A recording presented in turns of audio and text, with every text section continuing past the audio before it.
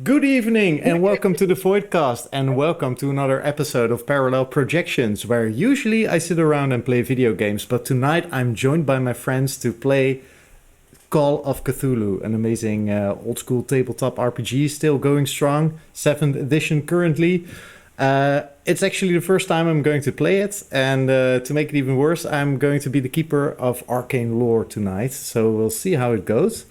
I am joined by, our good friend Ash, whom you might know from being British, and our friends Shanks and Vix from Topdown Tabletop. If you haven't checked them out, go to their Twitch later and go give them a follow and a like and everything. And of course, by our very own Jasper. I'm really excited to get started. But first, I probably need to talk about our social media as well. So we have social media. We have a lot of it. You can find all our social media links in our link tree, which is linktr.ee/voidcastlive. And follow us on Twitch, on YouTube, on Instagram. Join our Discord, hang out, talk, speak, and all that jazz. Then, when you've done that, also do the same for Top-Down Tabletop. They're amazing RPG or D&D content creators from Canada. And they also have their own channel. I mean, I know that Shanks has his own channel where he plays video games and does makeup tutorials. So oh, come on. That was one time. It was a channel point reward. Well, I think it went so well, it begs for more episodes. So I'm setting the points high, I'm just telling you. Yeah, it was an amazing tutorial. I learned so much. So, does anyone have something to add to this intro, this speak freely thing we have going on here? Yeah, one little thing. This head is actually huge, which means that my head is even huger. That's not a word. Larger. More huge. Well, I'm pretty sure Jasper descends from the people of Easter Island. Yeah, true. Yeah, yeah, that might be true. Normally, I'm. You can only see this part of my my body. Oh, there's so many awesome people in chat. Thank you all for being here tonight. I hope you'll enjoy. I won't be looking too much at chat because I have other things to worry about tonight, like keeping these folks entertained here while playing a game. Well, what do you say? Do you guys just want to have at it? Let's jump in. All right. I will start the intro cinematic and then do the introductions. See you.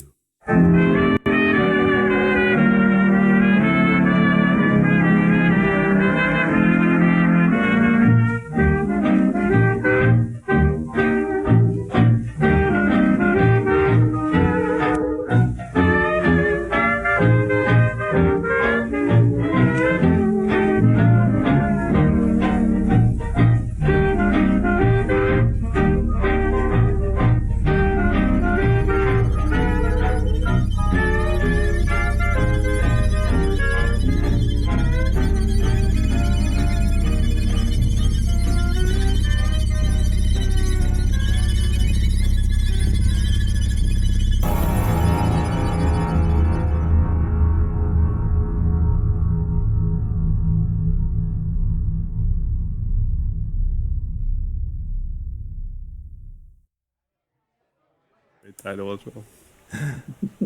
Hello. We're back. The year is 1923. The world is still recovering from the horrific events of the Great War that concluded only 4 years earlier. No country has suffered as much as France. The loss of life alone had shaken the country to its core. The people of France longed for joy and lightheartedness.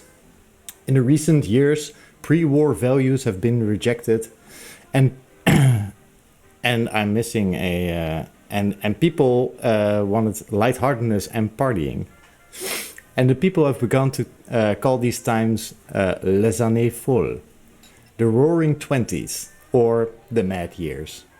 Cars appear on the roads, picture houses are opened projecting the world's first silent movies, radios become common sight in households. Jazz music flourishes and music halls are the places to be and to be seen in. Paris re-established itself as the epicenter of art, music, literature and cinema and is attracting writers and artists from around the world. Some names of people that you might have seen or met while being here may include Pablo Picasso, Salvador Dali, Ernest Hemingway, James Joyce and Josephine Baker. But not only the artists and party seekers find their place here in Paris.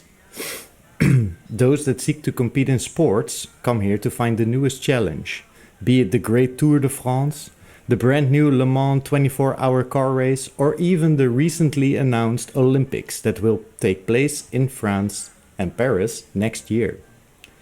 And schoolers, specifically those that specialize in the sciences of the mind, find themselves drawn to Paris to try and figure out how men could start wars and live with those consequences.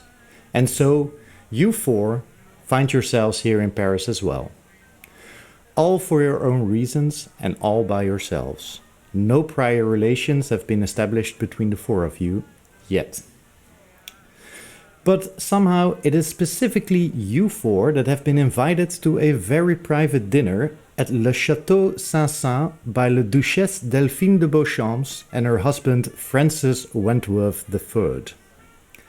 The Duchess and her husband are well known and loved in the social scene of Paris. Before the war, she was a successful athlete and scientist who had, amongst others, collaborated on some projects with the revered Marie Curie.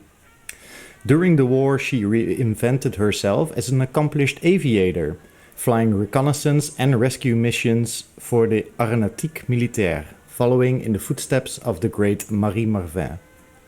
Francis Wentworth III is a British lord, businessman and entrepreneur who had fallen in love with Delphine's sharp mind and clear heart some 25 years ago. They have a daughter, Camille de Beauchamp, who's 22 years old. She is a student of medicine and an excellent athlete who wishes to compete in the Olympics next year. Being invited to the private dinner is a great honor and a great way to work yourself up the social ladder for whatever purpose you might want or need it. It is the night of the dinner and those that require transport will soon be picked up by a car, courtesy of the Duchess and her lord. And that's where we start. So does anyone want to volunteer to go first with their introductions as you are waiting for the car to pick you up? Oh, well, I think I can manage that. All so, I'm standing in the rather large and beautiful atrium of the Hotel Ruse de Guerre.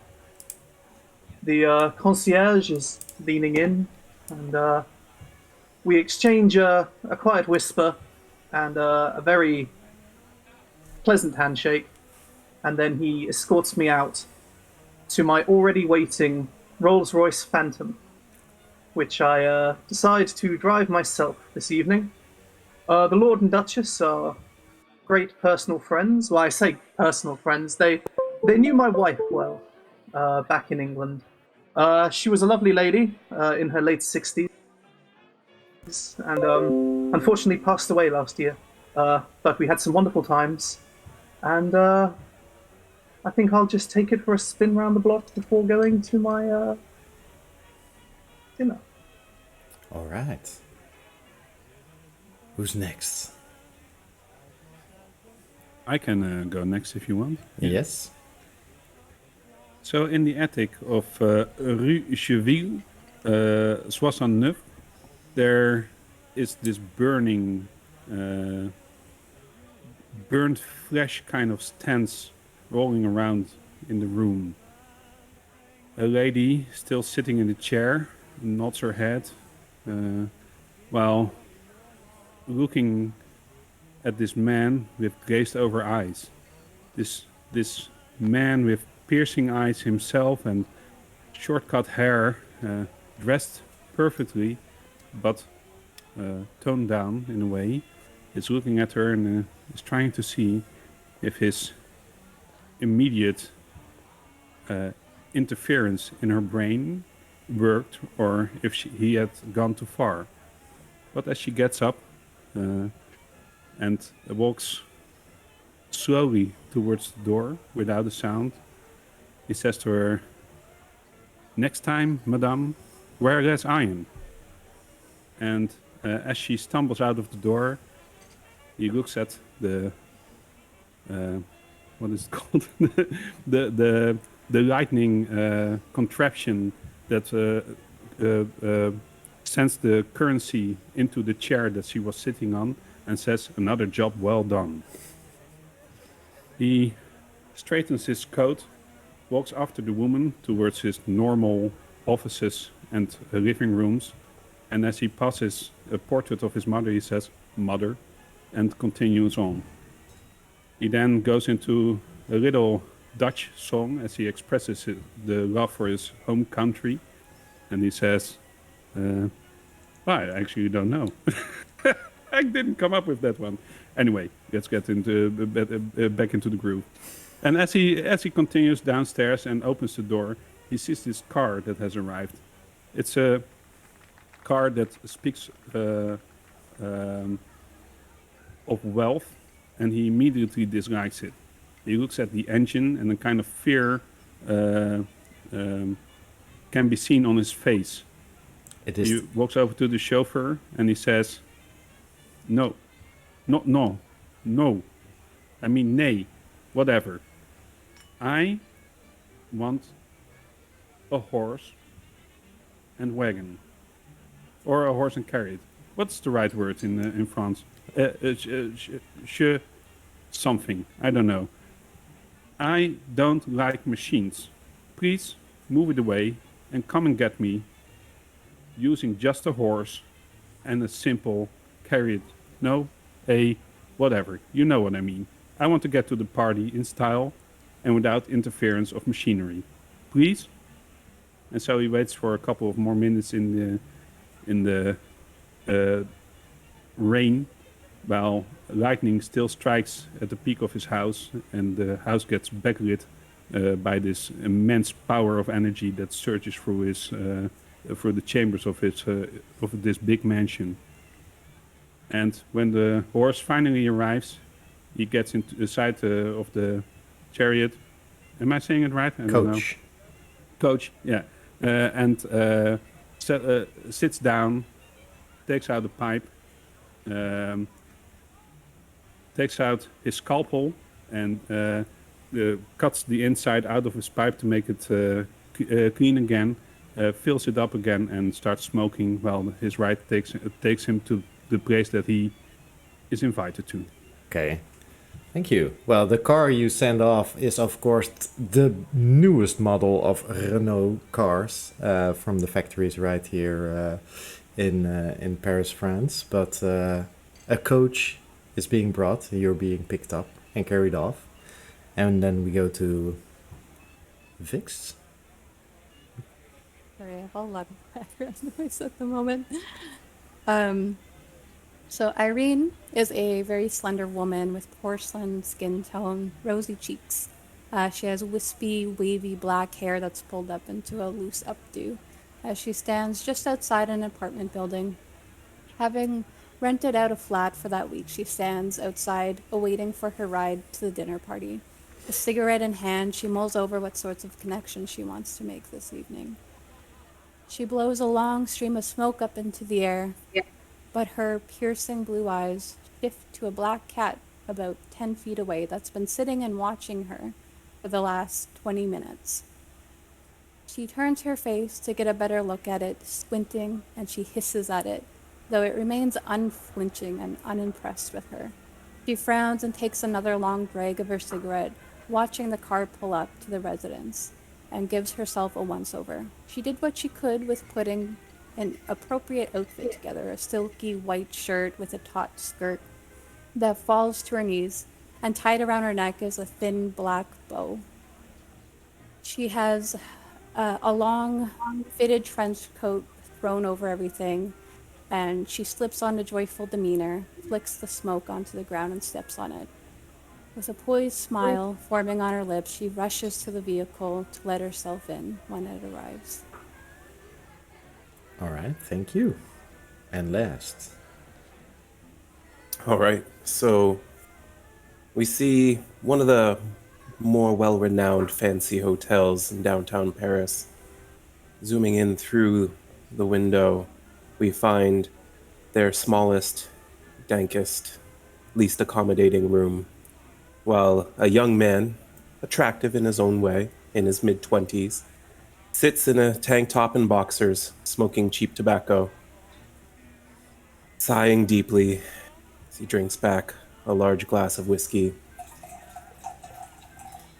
You pan out a little bit, see a second cot with a second scruffy young man sitting in his boxers, saying, "Hey, Chester, shouldn't you be going to that dinner now?" Chester flicks a cigarette, says, "Are you kidding me? With my car, I'll be there in 30 seconds flat." He tosses the cigarette just to the floor because he doesn't care, and goes to the bathroom to make himself up. He gets dressed in a very fine cashmere suit, tie, jacket, everything the works.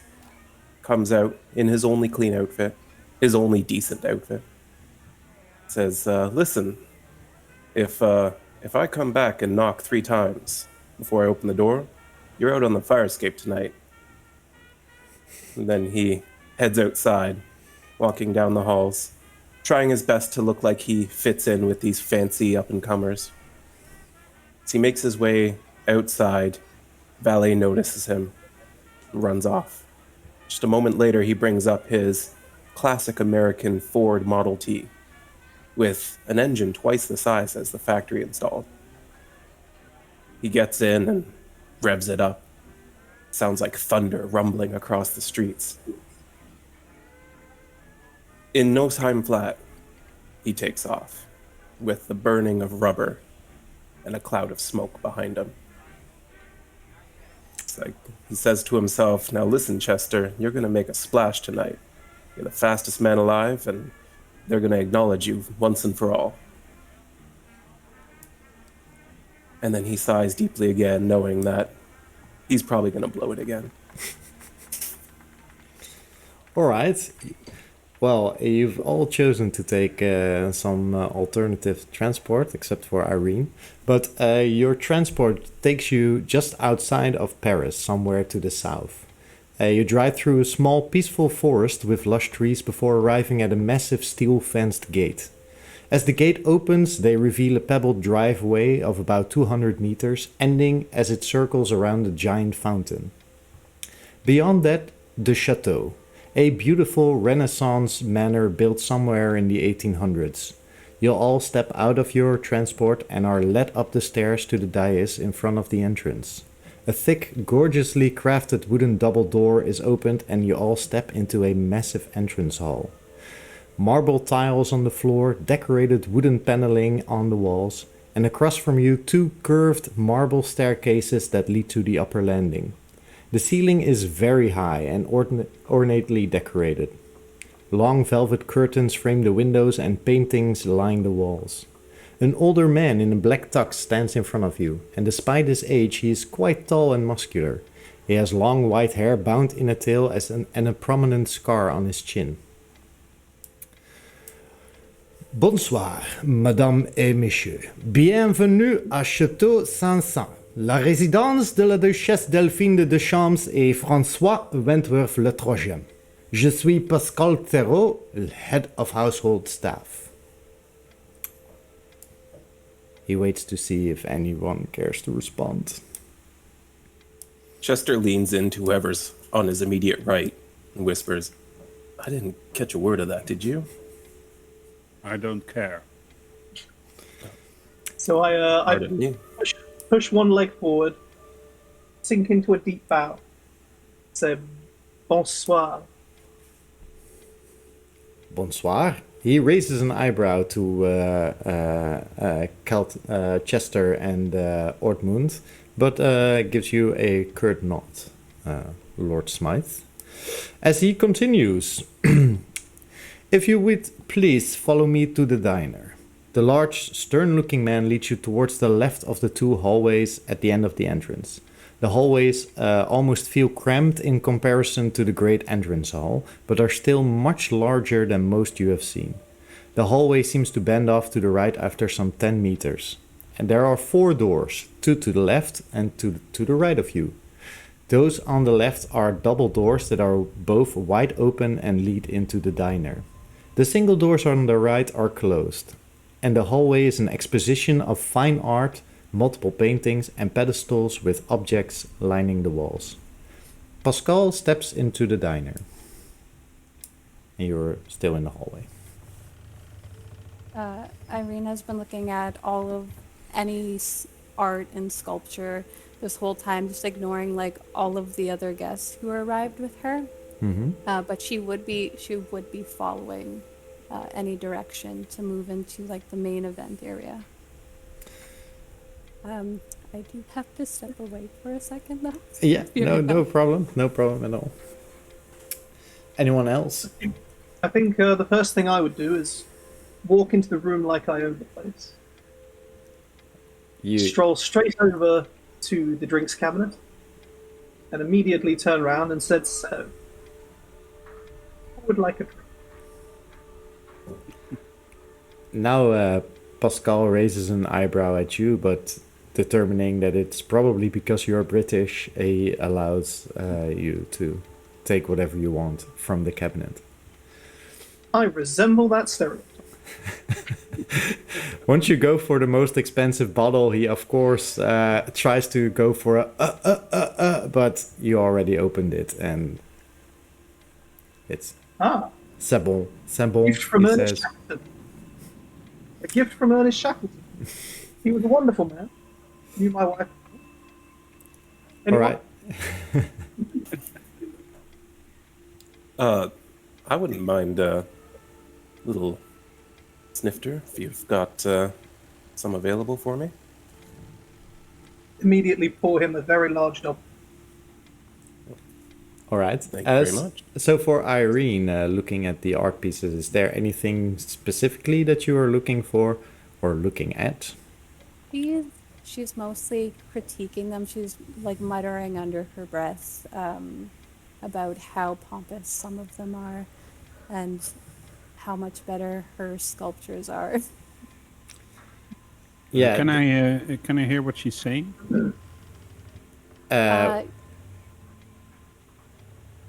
I guess that's up to Michel.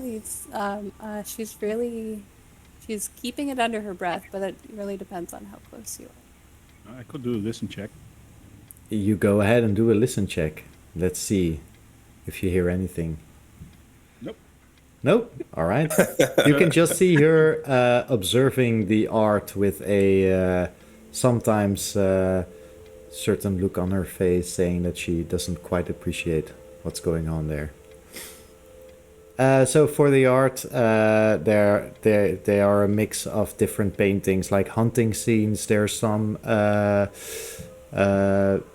paintings that show the British countryside, probably the old estates or somewhere in the vicinity of Lord Francis. There's a couple of macabre pieces on there as well. One, it has a German title underneath it, the Totentanz. You don't know what that is. As for the statues, there are some busts there that look quite mediocre. And one item that just resembles some chiseled black granite. Do you go into the diner after that? Yes. She is mostly keeping to herself unless she's directed to be seated. She also seems to be like, her eyes are just like shifting to anyone who enters the room a little bit nervously as well. I walk after Irene and I try to pick up a conversation with her. Can I do that? Of course. I say, you know, muttering is either a sign of a well-formed creative mind or a rambler. Which one are you? She narrows her eyes. Why are you trying to get to know me? Oh, I guess that makes sense with where we are. Oh, What are you? we just walked in at the same time, and I thought, you know, we've all been invited, and I guessed that good conversation can only be initiated when you actually initiate a conversation. So that's where I'm at. I'm sorry if I bothered you. Sorry, so sorry. It's fine. I'm a little bit off tonight. A little bit unsettled, I suppose. She extends her hand. Okay, My name's Irene. I take it, give it a kiss, and I say, Ortmund Horatio. It's not it's not a Dutch name, but I'm from the Netherlands, and you know, if you ever want to talk about how you feel, I can actually help in some regards. I have a degree in psychology, and what am I talking about? You don't want to talk to me about that kind of stuff. Let's just be part of the party, right? Oh, you're a psychologist. Okay. Psychologist, you know. That question makes sense now. That I don't have people come up to me with that sort of question very often to try to get to know me. Yeah, you know, you can do it the awkward way. I guess I did it the awkward way. I mean, you know, like lovely face or anything, but that's just not me. You don't think that I have a lovely face? But I do. Sorry if I implied that you didn't have a lovely face. It's just not how how do they say, how I roll. Right. I think at this point, you all walk into the diner and take a seat. Thoreau Pascal stands at the head of the table and begins speaking. Je suis désolé. I am most terribly sorry. La Duchesse et son mari will not join us for dinner this evening. You might have heard of the people that have gone missing these past weeks. The newspapers have been filled with it. To be honest, we did not care either. C'est la vie, hein? Ref goes missing. All the time. But now, allez, how do I say this? Our young heiress, Camille, has gone missing. Some days ago. Poor sweet Camille. We are of course very worried, and La Duchesse et François are inconsolable. This is the reason why the four of you are here. The police have no meaningful leads at this time, and we quite frankly are at a loss of what to do.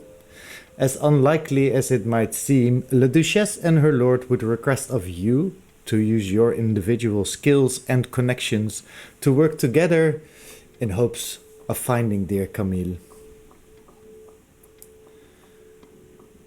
Now I am interested. I'm sorry, I don't mean to be stick in the mud, but you have people going missing, and you decided to call upon an American race car driver. Yes, I'm also a little bit confused. What use could I be in a situation like this? Well, I am glad you asked. Maybe if you haven't already, you could introduce yourselves to each other later. But first, let me just say,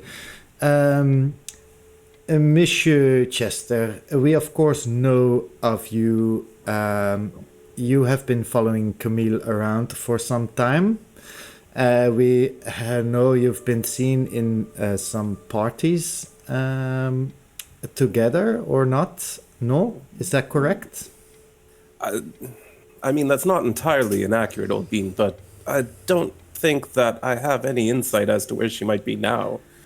Well, Only maybe one of your connections at these parties might be able to help. I just show up where the publicist tells me to. I really have no influence in the city at all.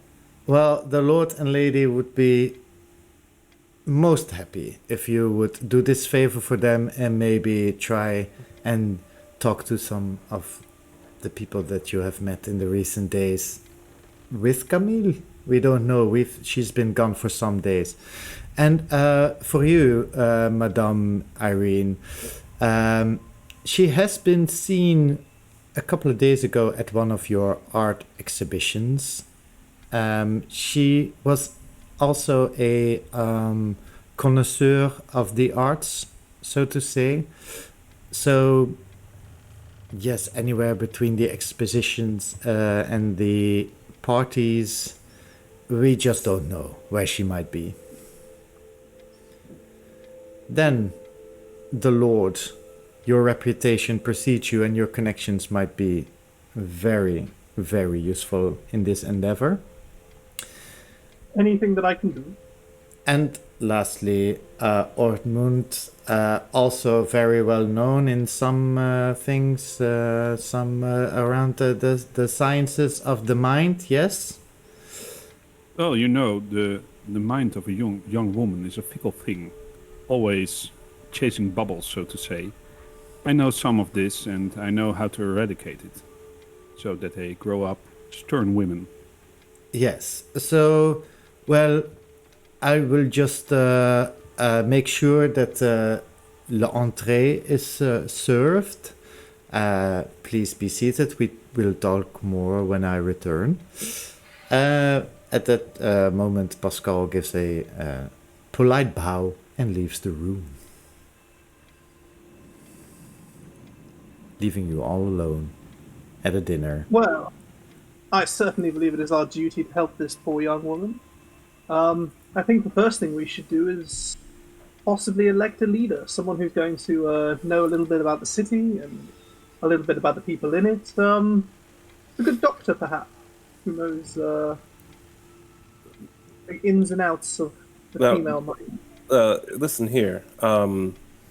Again, I hate to be the odd man out, but you see, I think the first thing we ought to do is hop on a ship back to America, because this is reminding me of something that happened back in Hollywood. Didn't go so well. Young women start disappearing. It's there's it doesn't end well, is all I'm saying. And Well, maybe you're the connection then. You do have some experience then in this, and that feels like it could be valuable. oh, bloody hell. All right. I'll help you as long as things don't get out of control, but I am not doing what any psychiatrist tells me to do. I don't trust them. You don't have to trust me. I can just look at your brain and know what you're thinking. In a way. You see that's what I was talking about earlier. That's an unsettling first impression to make on somebody, saying Oh. stuff like that. I'm sorry. It's how do you say? Beroepsdeformiteit? No, I'm mixing up languages there. It's like when you have all this knowledge in your head and it comes between your normal social skills and the thing you really want to say, or the other way around. I don't know. My English is very bad. I'm from the Netherlands, and I'm talking English in France. Can you imagine? Crazy. Crazy times, for sure. So, Well, I don't know about you, but I'm feeling very good about this. some serving people come in and serve you the entree, which is a soup à la oignon or onion soup, a French well-known entree. I just love onion soup. It's like peeling back the layers of a brain, in a sense, you know? Oh, there I go again. Sorry, Irene. Onions. What is it with the French and onions? I just don't get it. It's a sharp taste. It's really good. You would think so, brain peeler. At some point while you're eating soup, Pascal comes back in. I hope that everything is good, yes? Oh, wonderful, dear man. We're just wondering. Chester here was saying this has happened before in Hollywood, and would really like to give us some insight into the sort of things that were happening there, and maybe that could lead us down Nothing good. inquiry. That's all you need to know. Nothing good ever came out of Hollywood. Well, there's the movies. No.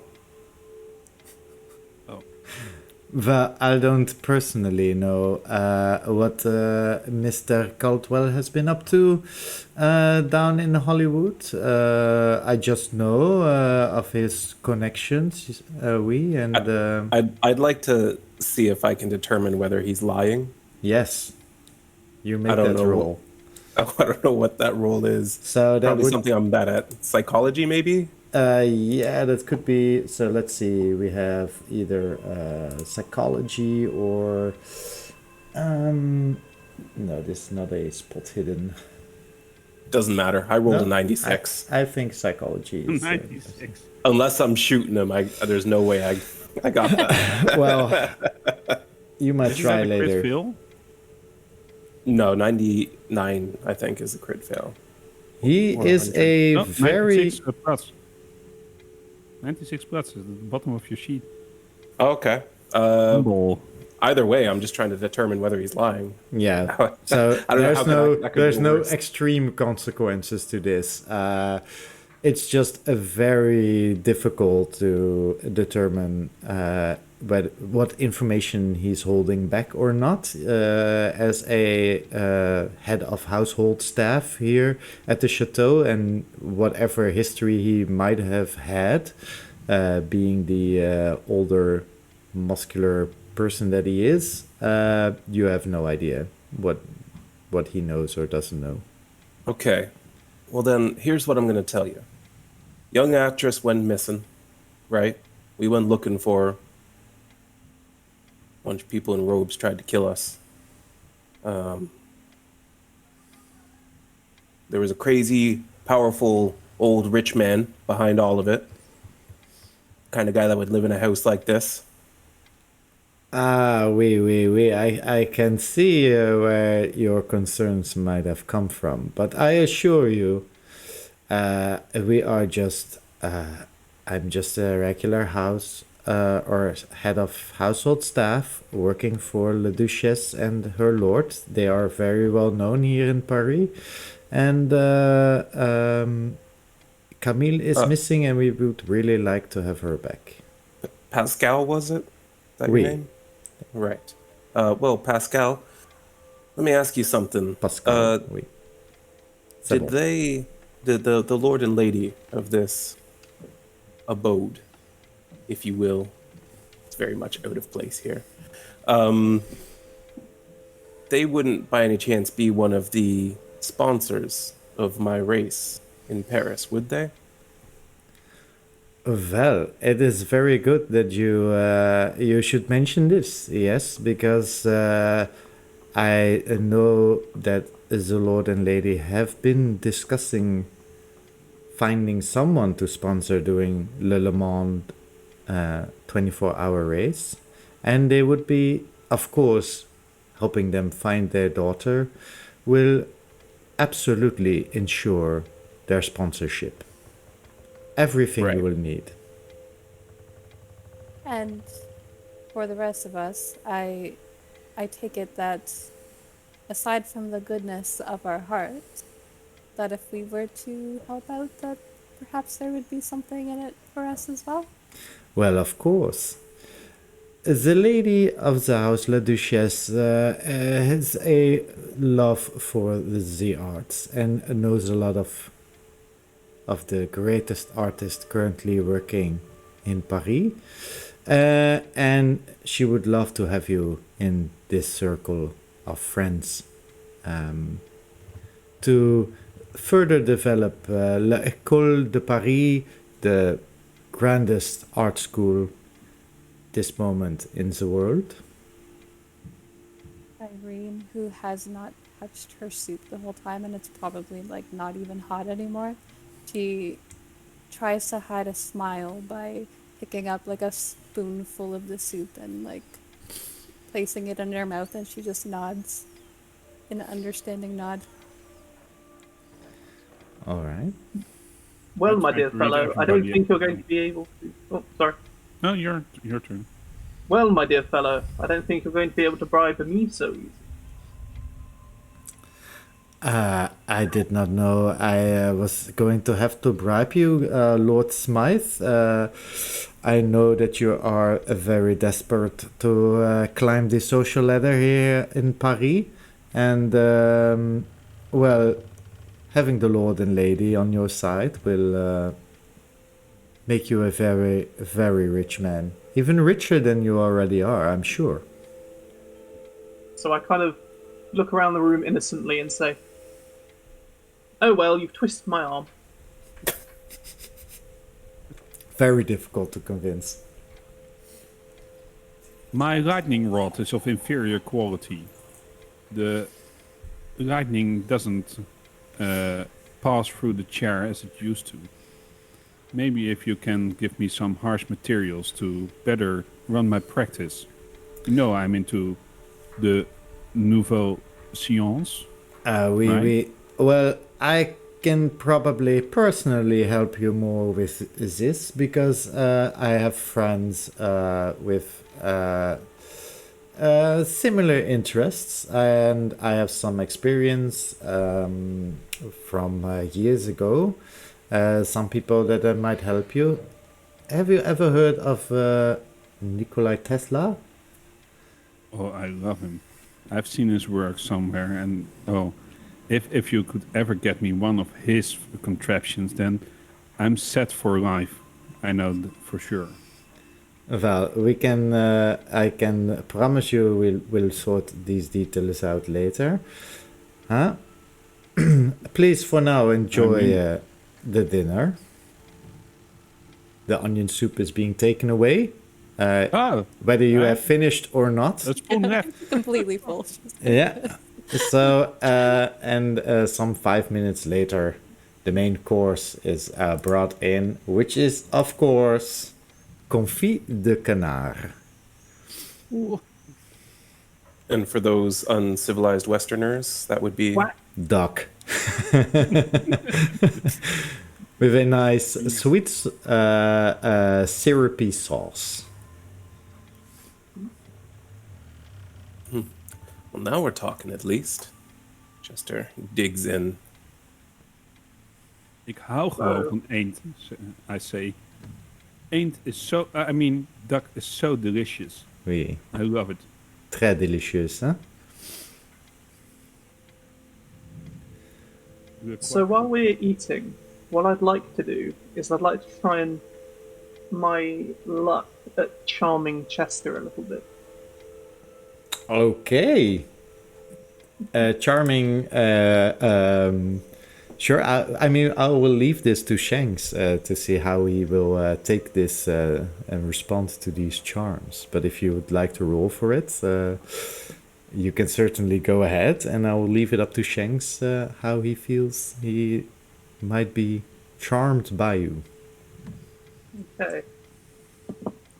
So the first thing I do is drop them on the floor, Good. That's a good first step. and now everything's going on. Because then he has to bend. Yes, exactly. This is all part of the plan. Yep, this is all part of the plan. The bend and snap. And then snap. I love that everyone at the table got that reference immediately. We know what we're about. Trained professionals. Have 10,000 dice. So guys, let's do this. Ooh, I shouldn't So have that- turned PC. I'll start talking first, and I'll tell you what the number is. Okay. So, This better be good. so Chester, as a racing driver, I have a love of cars myself. I think you'll find out. I don't know if you noticed my Rolls Royce Phantom outside. She's a beautiful machine.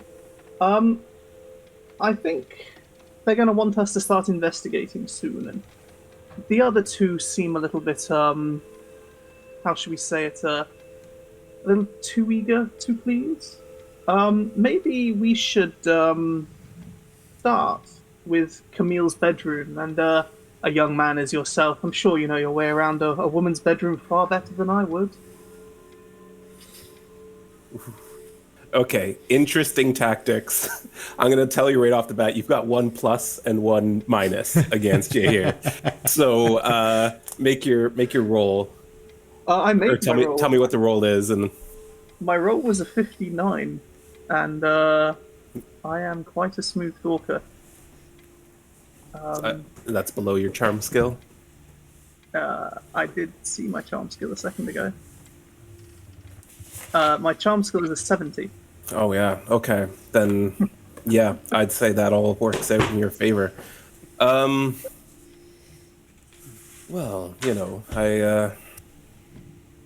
I might happen to know a thing or two about where to look, what to consider. Camille was a bit of a loose cannon, as a lot of young French women are, it seems. But I can certainly help in that regard. However, if you ever consider to do some real driving, I suggest you leave the rolls at home. They're notorious for causing you thousands of dollars in repairs. If you go so much as 20 on a gravel road, it's really quite sad. But it's not about the speed, dear boy. It's about the journey. Everything's about the speed, my friend. Everything. All right. Let's say that at one point the main course is being taken off, and then dessert is being brought in, a chocolat soufflé. After you've eaten that, is there anything you would like to do here in the diner? Yeah, I still want to strike up my conversation with Irene again. Okay. So anyway, off to a bad start, but you know we've got something in common right now. You might have noticed that I know a lot about women in general, but I don't know about women specifically. So that's always my kind of thing, you know. Anyway, I don't want to be too intrusive into your personal life, but so I understand you like the arts, right?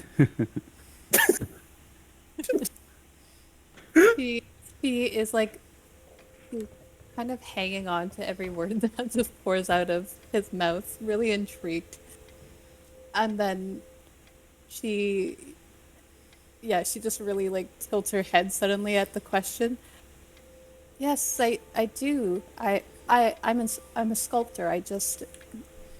I haven't been in these circles for very long, but I'm hoping that with this sort of connection that may be changing for me, and that perhaps I'll see you around more often if this is the kind of place that you hang out.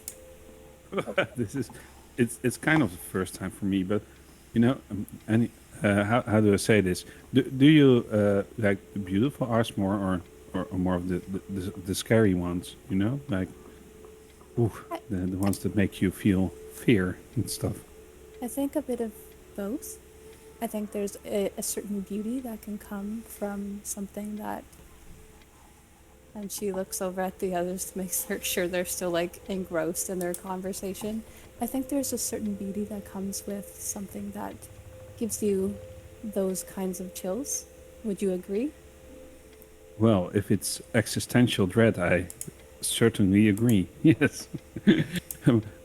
But we must forget about the little fears, you know, because they are just bothersome. Yes. Yes, of course. She sits back down and doesn't really know what to make of it.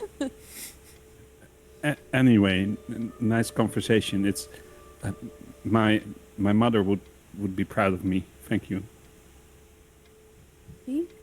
She seems off put by the mention of a mother in any way, and looks around the room to make sure that they're the only ones still there. And she probably falls fairly quiet. And though she might engage with like small talk, she definitely doesn't try to extend any questions that are thrown her way. Yeah, after that, Ortmund stares at his plate and starts picking small things off his plate but suddenly his hunger has gone, it seems. As though the mention of his own mother has put him off in some way. Okay, So I was just gonna say, as soon as his conversation with Ash, whatever your name is, Lord Smythe. Lord Smythe is concluded, Chester kind of stands up and just slides his souffle across the table to Irene. Says, I think you'll find that more suited to your tastes than mine. Anyway, let's go take a look at this bedroom then, Lord Smythe. Oh, certainly. Lead the way, dear boy. Well, I don't know the way. Wait, what? You're going? And he looks at Irene. I think we should not be. I think. Well, can we come? It is No, at I this suppose- point that Pascal steps in and says, well, Camille, she had an apartment down in Paris, yeah? She was not living here anymore. You're welcome to look around the first floor, I'm sure, or the ground floor, I'm sure. The first floor is closed off with the Lord and Lady having retreated themselves there. I see. Well then, why don't we just rest then while the young lady finishes her dessert, and then we can head downtown and take a look at the young lady's apartment. All right. Is the coach still there, Pascal? Yes, they are waiting for you to take you back to your apartment. Or to We're not. to the house? We're not taking any coach. You're going to take my car. No, I'm certainly not. Then you won't be a part of this investigation, because I don't trust anything but my own car. And I Well, I have immediately to think step about in. this. And I immediately step in and I sort of put my arm out and just sort of gently touch. Name written down. Ortmund on the shoulder. Just say, "Good man. Let's grab a drink, one for the road, and we can let the young driver do what." So my shoulder almost shies away from your touch, and I say, "Ooh, well, I don't trust cars. I'm so sorry, but and of course I can drink and obliterate what's left of my mind anyway. But I think that there's something so wrong about cars, No, I don't know. Oh, Listen to Well- me. I'm the most skilled driver in all the world. That's why I'm in France in the first place. it's not that. It's the kinetic energy, Yes. It's strange how gasoline just makes a car go, and we don't think about how this convergence of energy even comes to be. But I think there's an in-between thing where stuff happens that we don't know about. There is not, absolutely. I've built this engine myself from scratch, and I can assure you, I understand every facet of it. I know you understand every facet, but do you understand the things that are not even facets, so to say? How can this come to be? I only only trust natural kinetic energy, not that envisioned by. Let me those solve who design this cars and machines. small problem for you. Yes, we can tell the drivers from the coach or from the Renault or your own coach the address of the apartment, and you can all go there by yourselves and meet up. I'm not waiting for any horse to catch up to my car. And I come after you. Long after. Long after. All right. Well, I Well, think how far is it anyway? It's in the center of the city, somewhere in the north. Oh, that's a long way. Yeah, it is. It's pretty long. You will be there after the investigation is over. Lord Smythe, give me the strongest drink. Me too. Oh, well, there's one thing I can do. And I bustle away to the bar and just start pulling out Open the every bottle I can think. Oh yeah, the second most expensive bottle there, which happens. Well, What we're going to have... What we're going to have is we're going to have what I like to call a diamond barrel. That is the most expensive bottle, followed by the second, third, and the fourth. And then we'll take the fifth for the road. I don't Right. know. While you do that, I'm just going to go have a quick cigarette. So I'll be back. And This is Chester the tries to slip 1920s. You can smoke anywhere in the mansion. There's All the gilded same. ashtrays all over. all the same, that's what he is saying and He trying doesn't to wanna slip be out. there. I'm just saying that you can walk around in the mansion. You don't have to step. Okay. You don't have to go outside for it. Right. No, yeah, he's staying inside the mansion. Yeah. He just wants to step out of the room for a few minutes and look around. Yeah, sure. Are you actively looking around, or? Yes, very much so. All right. Would you care to make some sort of investigation check? Well, I would. I'm not sure What what is the that check called is here? for this Yeah. sort of thing. There's spot hidden, but I hidden, don't. yes. I'm not really looking for anything that's hidden. I don't think. I think that is the general perception. check. Yeah, I think that's the Fair general. enough. Yeah, I think that's Okay. probably the general investigation, right? Yes. That is a 4. Ah, that's So that- a Actually, a hard success. yeah, that's a hard success. Well, walking around the parts that you can walk around easily, in the hallway curves around back towards the main entrance hall. There is a large living room and a dance. I call it like a dance hall, ballroom. Ballroom. Yeah, the ballroom. And you encounter 2 locked doors, which are across from the doors that were across from the diner doors. On a small table somewhere in the hallway, you can find some newspapers.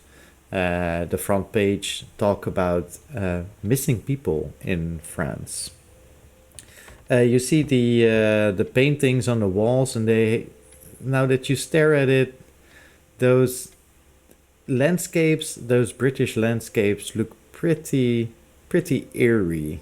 They are very dark, and yeah, it sometimes almost seems as though the shadows are moving in those paintings.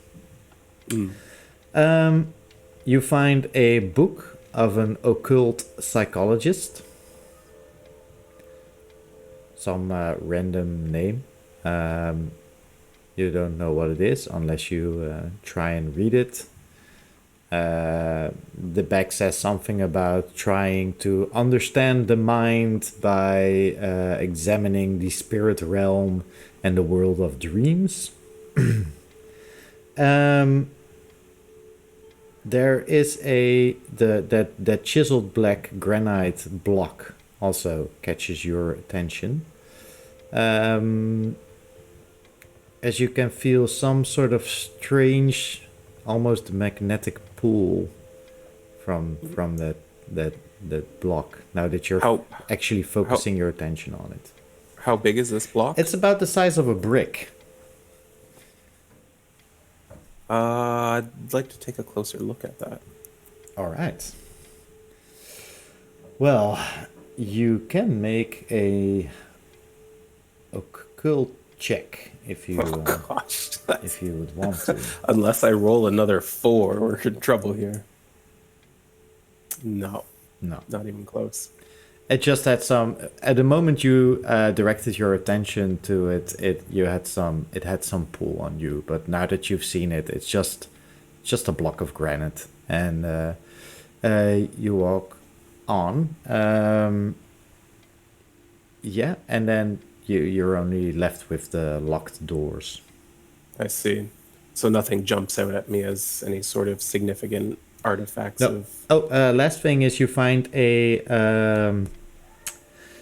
card from a police officer who has probably been here to take notes and ask questions after the daughter was gone missing.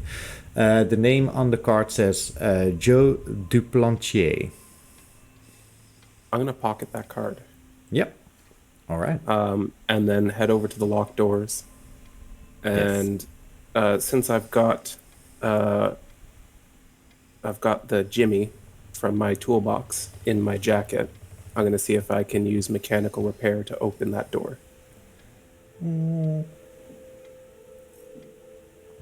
Yeah, I will allow you to do that.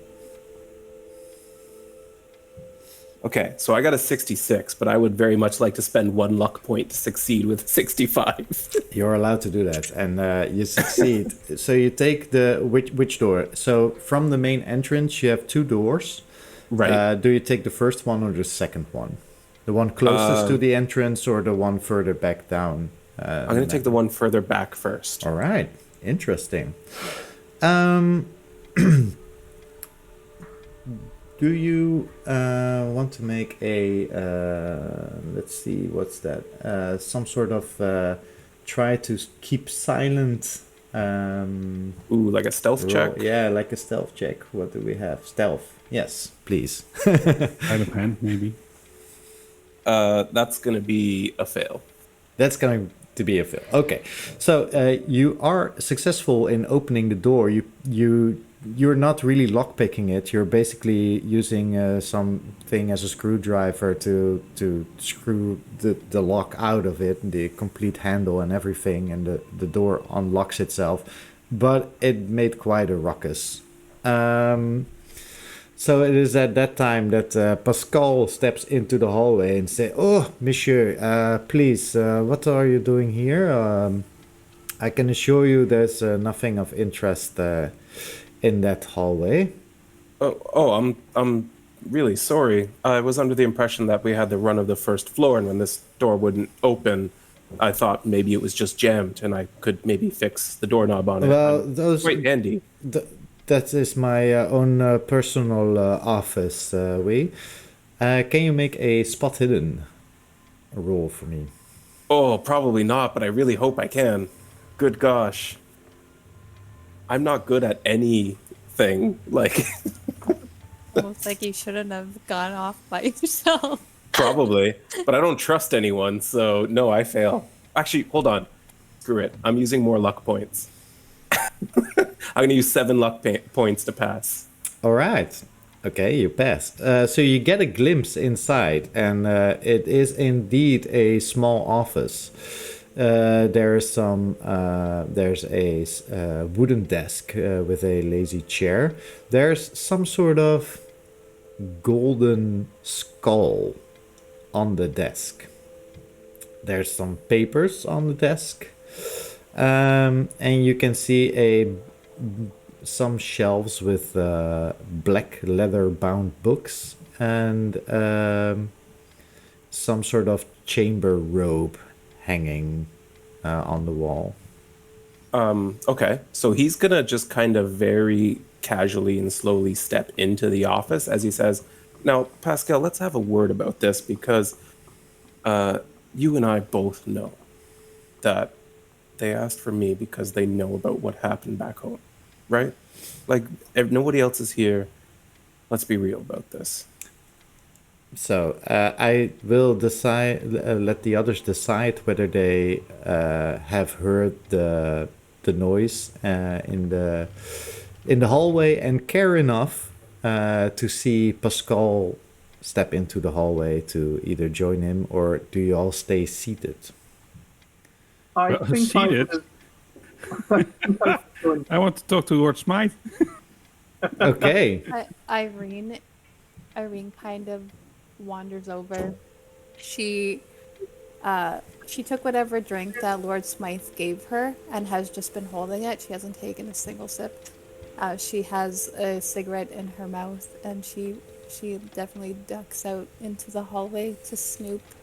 And as she's like watching, she takes a sip of the strong drink and then holds it in her mouth for a second and just goes and puts it back into the cup. All right. Let's see. Is there something like a check here? There is. There is. Yes. Would Actually, you? listen check. Yeah. Would you kindly make a listen check for me? Oh gosh, 66, and I have a 20, so that is a fail. That's a fail. Okay.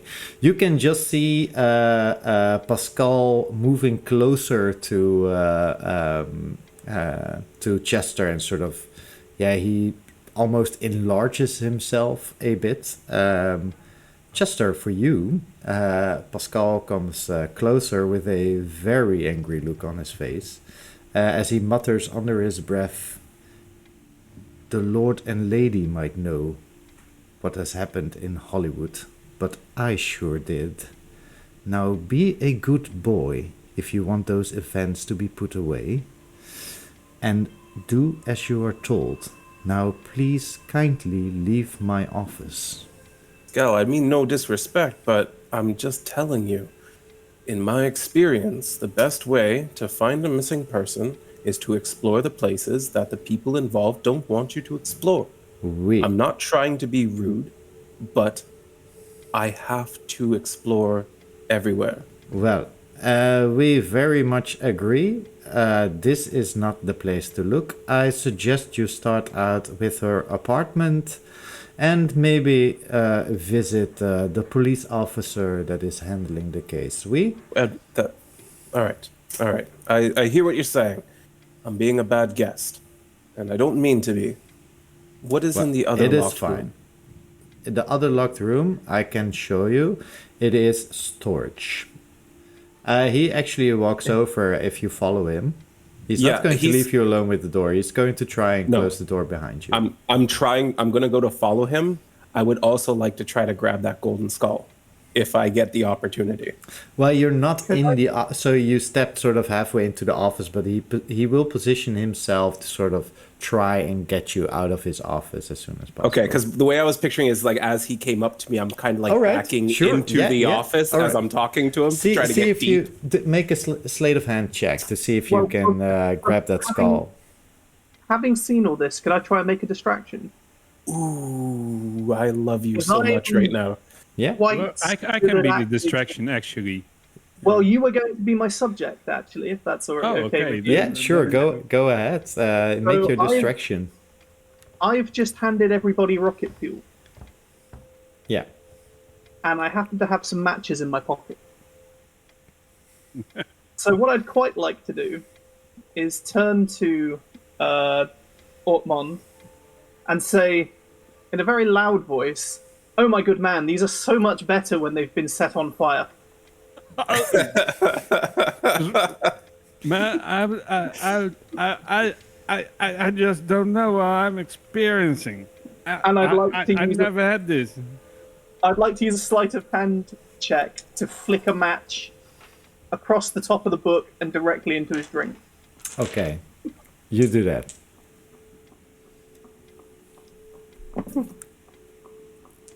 And that is a 19. That's a success. Success. Yeah, I have a on sleight of hand. As if you've done this a million times, you just casually flick that. He is Lord Smooth. Yeah, into the drink. The drink lights itself, and I'm going to make a roll. All right. For you, Chester, you can make your sleight of hand check with advantage. Advantage, okay. Yeah, so you can roll the tens die twice and take the better one. Okay. Come on. Yes! 7. 7. Yeah, it was a 57. All right. Now it's a 7. I'm going to make one more roll for Pascal. Yeah, that's 85. That does absolutely nothing for him. You managed to just swipe that skull right off the desk. I assume you put it somewhere underneath your tux. I your tuck it pink into my wing flaps. Yeah, and then I follow him immediately out of the room. Yeah. And like reassemble the doorknob to be like, As you I'm step following through, your he just request. casually closes the door behind you. He's not even looking at you. He's sort of observing whatever's happening in the other room. But Everyone's just like, you can make a check to see if you saw him swipe that skull. oh, If- I do want to do that. Yeah. Please do. I just casually take a drink. That's That good. is a 68, and my spot hidden is 70. So I Yeah, pass. You see him swipe it off the desk. So Pascal leads you on to the other door, opens it, and it is very much storage. There's all these wooden boxes and containers. There are paintings lined up against the wall with covers. It is very dusty. Nobody has been here in a while. All right. I believe you.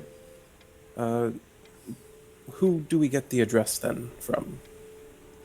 I will give it to you right now. And he gives you a address. Let's say it's Route de Soleil 14.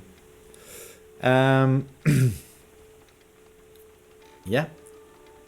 Does anyone else want to do something here in the manor? Yes, Okay. I do want to. I certainly want to talk to Lord Smythe.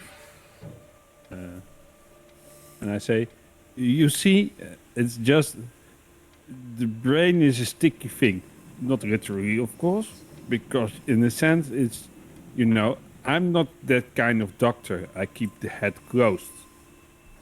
But if you think about the mind of and where it goes, it's so slippery. It just keeps escaping my fingers in a sense, and that's why I keep the head in a single position and just send lightning through it in a certain amount of a charge, so to say, so that the effect is very localized.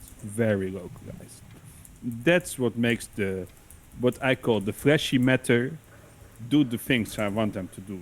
Like take out the fear and stuff, because who wants fear anyway, right? And I think I just nod very sort of knowingly, and I lean in and I say, "And how does that make you feel, Doctor?" That's a reverse on my job, and I love it. It's a sense I cannot talk about this with anybody. It's, as my mother would like to say, why have you not become a farmer? And so yeah, sad. I think sad's the right word. Yes. Well, I mention towards the door as everyone seems to be leaving. I say, Ortmond, have you ever tried smoking your way to enlightenment? And with that, I put my hand into my jacket and just remove a very nice pouch and a pipe and start walking towards the coach. Anything goes right now. That's On- Are we talking opium here? Like, Yeah, I think my opium supply is going to get used a little bit on the way there. Okay. All right. Mark off some opium on your character sheet. On the way out, Irene just puts her her cigarette into the glass and just shoves it on like the closest table, or even like hands it off to like a statue podium, just whatever comes first, and as they're heading out, she's like, "Everyone here is so good at making friends, it seems." I mean, come join us. Yeah, she is very. It's a party. As you all head through the door, Pascal stops you, Chester, one last time. He gets a hold of your upper arm and he says, with the state in which all the others are, you might want to start the investigation tomorrow morning at the earliest, I don't think it's right to delay these things. The young lady's life might be in danger. For sure you can search the apartment tonight, But le recherche, la police, they Don't worry, I have my sniffy powder. All right. Sets me straight every time. So who's riding what back towards the city center of Paris as you say your final farewells? Or final farewells? You just say goodbye to Pascal Thoreau. So Chester's going to stand at his Model T Ford and say, well, anyone's welcome to ride with me if you'd like to get there first, that is. I would like that. Irene makes her way over. I'd like to sit in the back, though. That's okay. It's no problem with me. I like to sit in the back as well. There's a shock. You're stepping. And if I do, I just look like this. Lord Smythe, why don't you join me as well? Why don't I show you what American cars can do?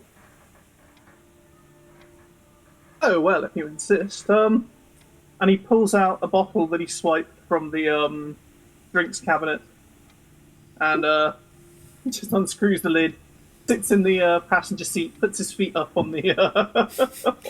You know that your Phantom will be well taken care of. Either it's safely stored here, or if you would have requested it, it will be taken to your residence by some of the staff of this ship. Oh, I'm sure I can just buy another one. Let's go. Oh, gosh. All right. So I don't know if you want me to make a driving check at all, but I'm going to try to impress everyone. Yeah, by then you going- make it. Yeah, then you make a driving check.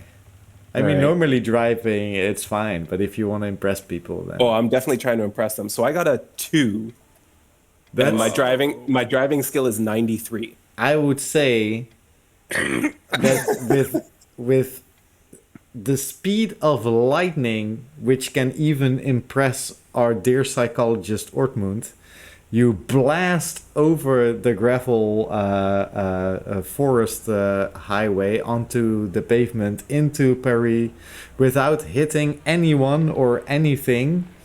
As your car comes to a screeching halt in front of the apartment of Camille, some I don't know, 5 minutes later, 30 seconds later. Yeah. So he like pulls the handbrake, and they just slide like in a total 180 into a spot on the side of the road. Yeah. And he There's goes, there's two cars there, and yours just fits exactly in between them with a cool spin and all.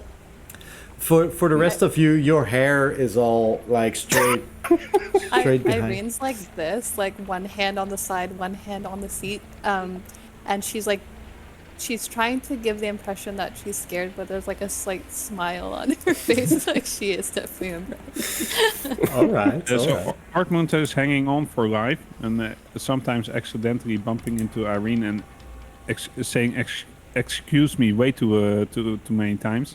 And at the same time, he's trying to tell the story about how he got his strange name, but that doesn't make any sense to you while this journey is going on.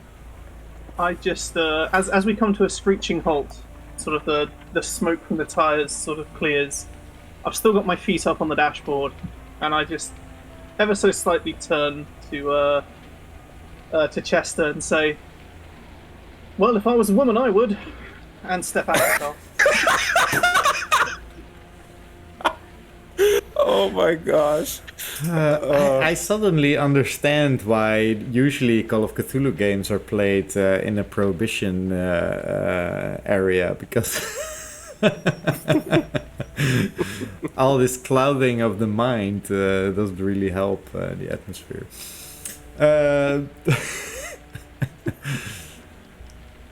Anyway, you arrive at the building. It's a very fine apartment building in a very nice street in Paris. You step out of the car and you go in. You know you need to take a couple of flights of stairs to get up to the third floor, where you are in front of the door of Camille's apartment. Pascal was kind enough to give you the key to the apartment, which they had lying around, and you can step in whenever you want. Ortmund. Yeah, before we get in, I take this this kind of locket and I open it and I take some sniffy powder out of it, and it clears my mind somewhat, but my legs stay very weak. Okay.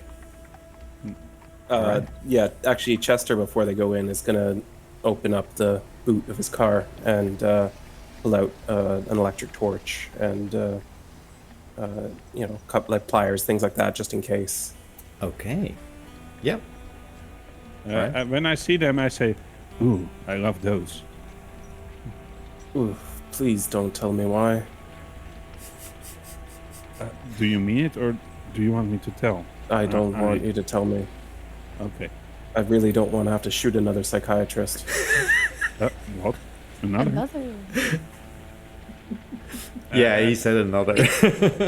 Arnold Yeah, looks a bit scared at this. If you want to roll anything on that, go right ahead. But that's what he said. I want to kind of psychology you. Sure. Okay. Go ahead. Because that's my thing. With player on player things like the D&D, you know, the inside checks and stuff, I usually leave it up to the player to interpret the die roll and see how what the other players see or don't see. Also, I was wondering, how can you even get up to a 93 in something? Because I have nothing above 70. Okay, so one, I'm super specialized. So that skill started out at a 90. Okay. In my previous campaign, I got it up 3 points from being successful at it. Oh, so Yeah, because Shank sucked up to the cool. because I sucked up to the Shank's- DM. Yes, he got to play his previous character. Don't forget our dinner tonight, Michel. Yeah, I know. I already dressed up for it, and I see rolled that a you 22, which is I've got a 70, so that's what Pretty is good. the name again? It's below 35, but it's above 14, so it's a success. It's a good success or hard success. I don't remember how. What it is. Yeah, I I think can't it's a remember hard the success, and then the second one is an extreme success. Right. That's what they call Yes. it. Okay. Hard, So, hard success. yeah, he's lying, but you also detect that there is a twinge of some sort of truth hidden in there. So I look at you incredulously, and then I say, and I walk upstairs with shaking legs. All right. Irene, when she got out of the car, she kind of mutters under her breath, he doesn't even help the ladies out of their car. She gets out. Do I hear that? Is that loud enough for me to hear from the trunk? She probably said it as you were like going around to the trunk, like just trying to get it into your earshot as you pass her. He comes back, but like a little too late, and he's just like, "Oh, my apologies, Irene. It's a strange night. I hope you understand my impropriety." He nods. That'll suffice. Good, then, shall we? And he gestures towards the apartment. All right. You all get up to the apartment. You step in. Yeah. Yes, you step into the Hesitantly. apartment. It's a very nicely decorated, spacious apartment. It's basically one giant room. There's a sitting area, there's a diner table. Behind a half wall, there's a kitchen, and there's one door, probably leading into the bedroom and bathroom of the apartment. As soon as you walk in, there is another woman of about, I don't know, somewhere in her 20s, who just screams in surprise as you all step into the house. Do I recognize her? No. No. I immediately say, "Stop your blathering, woman." Pardon me, who are you? What are you doing in my house? I immediately go on a charm offensive, very, very deep bow, and say, "Good evening, madam. We're just here to fix the plumbing." You don't look like a plumber to me, but I don't. This Sorry, your house? I live here with a friend of mine. And has your friend been gone for some time? Camille, yeah. She has been gone for a few days now. Are you here to investigate? Yes, we've been asked by Lord Francois and his lady, the Duchess, to look into the matter. You have actually met La Duchesse and her husband? Yes, we are not Yes. plumbers. That is right. We have met them. We are good, close, personal friends. I can tell you everything that I know, and you can look around to whatever you need. Excellent. Where's the toilet? Same. On that note, that might be a good time for a bio break. I have been drinking for the last. So have I. So, I've got the hint of my players here requesting a short break to do some, I don't know, biology things, and we will continue our investigation. Yes. You are actually going to investigate something, right? With a lot of At Sooner some or later. point. It's Sooner or bound to later. happen. All right. Well, I mean, After the puking. just to clarify, I can go on pretty long today, but so And it's only 4 o'clock where I am, so... okay. Well then, we'll take a short 5-minute break, and we'll be right back with our adventure here for Call of Cthulhu. I love it. Hope to see you all when we return, and see you in 5 minutes. Go to the break thing that I don't have. Go to break. I know I made a break somewhere.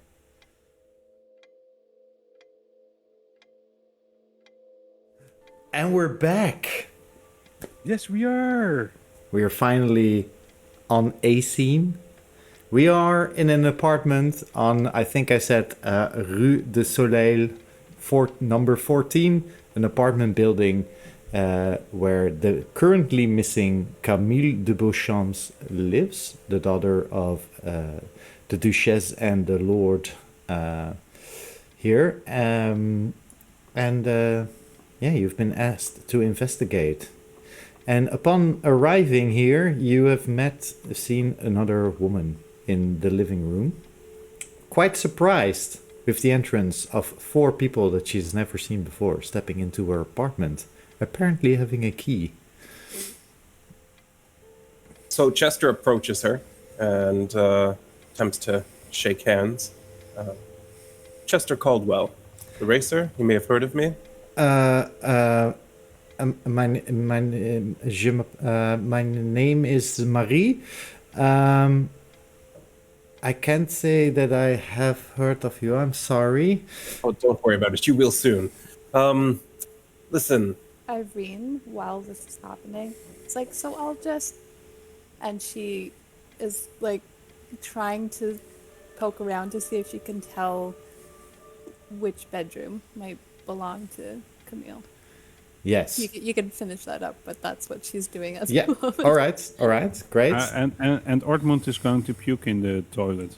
Yeah. So, As silently as possible. so you actually step into through the door, and there's actually a small hallway behind that door. The door was open, and there are two doors open, or actually three doors open. One leading into a very large bathroom, which holds a bathtub and two bedrooms.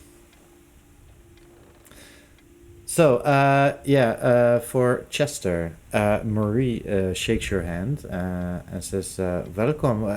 Anything you need, I can...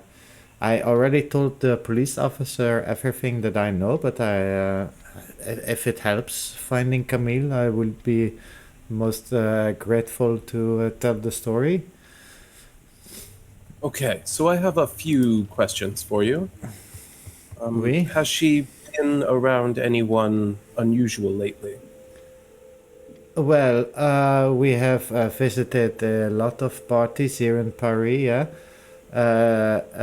All along the Seine, there is a lot of jazz clubs and art expositions that we have visited these past weeks. But specifically, we were returning from one of such parties a couple of days ago, and we were walking along the streets where we have walked many times before. But this time, all of a sudden, we were in a street that we had never seen before.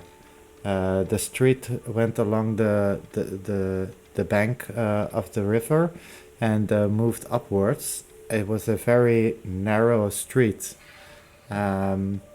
very dark, and at the end of the street there was a very high wall, and there was this eerie music playing from somewhere, and well, we had a bit much to drink, so Camille wanted to see where the music was coming from. So we went into the tallest building in the street, right near the end, and the music was coming from the top floor. When we got there, the music became louder and more je ne sais quoi, hectic. It's something I have never heard before. And well, a friend of ours opened the door, and we went in, and there was this old man playing a cello in his living room with this. Well, when he saw us, he was very scared, and he told us, screamed to us to leave, and we didn't know what to do. And a friend of ours thought it was funny to make fun of the old man, and then he got up and frantically pushed us out of the building, but right when he stopped playing, we could see. I don't know. I don't know what we saw, but it was very scary. There was this darkness that came into the room, and she's German now, but She moved around. yeah. She this darkness, these tendrils were trying to they came towards us, and well, I pushed Camille out of the way, and a friend of ours slammed the door behind, and we ran from the streets, And we ran down and down out of the street, and we turned the corner. And when we were there, we caught our breath and we saw that Camille was not there anymore. So we turned back around and the street was gone. I know this sounds crazy and we had a lot to drink, but I assure you, what we have seen, it was quite real to us, and I understand completely, and I appreciate your candor. And he reaches for a flask in his jacket. And he goes to drink, and he's like, just shaking the whole time. Yeah. As she's telling this, you can see she's getting more and more scared just thinking about what had happened, and the way she's telling the story, it's clear that it was a very chaotic moment, and the details have probably been lost to whatever has happened. And yeah, they made a frantic escape from this street, and that was... I simply have 2 questions more for you. What street were you on when you turned onto this unknown street you've never seen before? And when you left, what street did you end up on? She gives you the name of 2 French streets. So it is 2 different streets. 2 different streets. Are they close together? So those, if you would look at a map of Paris, those would actually line up. The street that she was in, that she had never been before, she doesn't recall a name. They weren't paying attention to it. They were just walking, talking amongst each other when they stumbled upon this street. Before we go any further, I have to tell everyone here that the mind of a woman is 1,000 times more delicate than that of a man, and is prone to hysteria. So we must understand that what she's saying might be a fleeting moment of insanity that came over her. Maybe she had too much to drink. Maybe she had an experience with a man that she didn't like. I don't know. They really teach you nothing but nonsense in that school of yours, don't they? Well, this is actually science. Chester. So the girl she sits down on a lavish couch, looking quite distraught. But at the words of Ortmund, she looks up in confusion and then says, I see you are a man of the psychological sciences, oui? Yes. And you are a follower of Sigmund Freud. No, I don't like how he doesn't include electricity in his program. But I don't even know what to say to that. Who would? When you want to feel better at any point in time, just come to my place and I'll make sure your brain functions afterwards. If you hand her a card, she just probably takes it from your hands in utter confusion and puts it down on the table without giving it a glance. I certainly hand her a card. Okay. Irene falls down the and I hall. whisper to the air, Mother, I'm saving another one. All right. Oh my gosh, that's terrible. So creepy. Yeah. Irene calls down the hall. Is her bedroom the left or the right one? A gauche, the left one. So Irene's gonna try to head into there and just basically ransacking it for any sort of information. And she says quietly to herself, "Oh, I've never been allowed to do this before." Chester gestures towards the bedrooms to the other 2 men in the apartment, but then hesitates himself, lighting 2 cigarettes, and he hands one to Marie. And as he does, he leans in close and whispers, "Don't you dare visit that psychiatrist." She takes the cigarette and nods. Irene, would you like to make a spot hidden check for me? Would. Oh, 55. And my spot hidden is 70. That's a success. You find amongst it's a French women's bedroom, 20s. There's some clothing on the bed. There's some books on a desk. She was studying medicine, and there's some books on gymnastics. And as you recall, you know that she was planning to participate in the Olympics next year. Yes, I remember her gymnastics for sure. Taking that sip of whiskey, just yeah. There's nothing much else of interest, but your eyes are caught on by a shelf that has some items on it. First of all, a black and white photograph of her parents, the Lord and Lady de Beauchamps.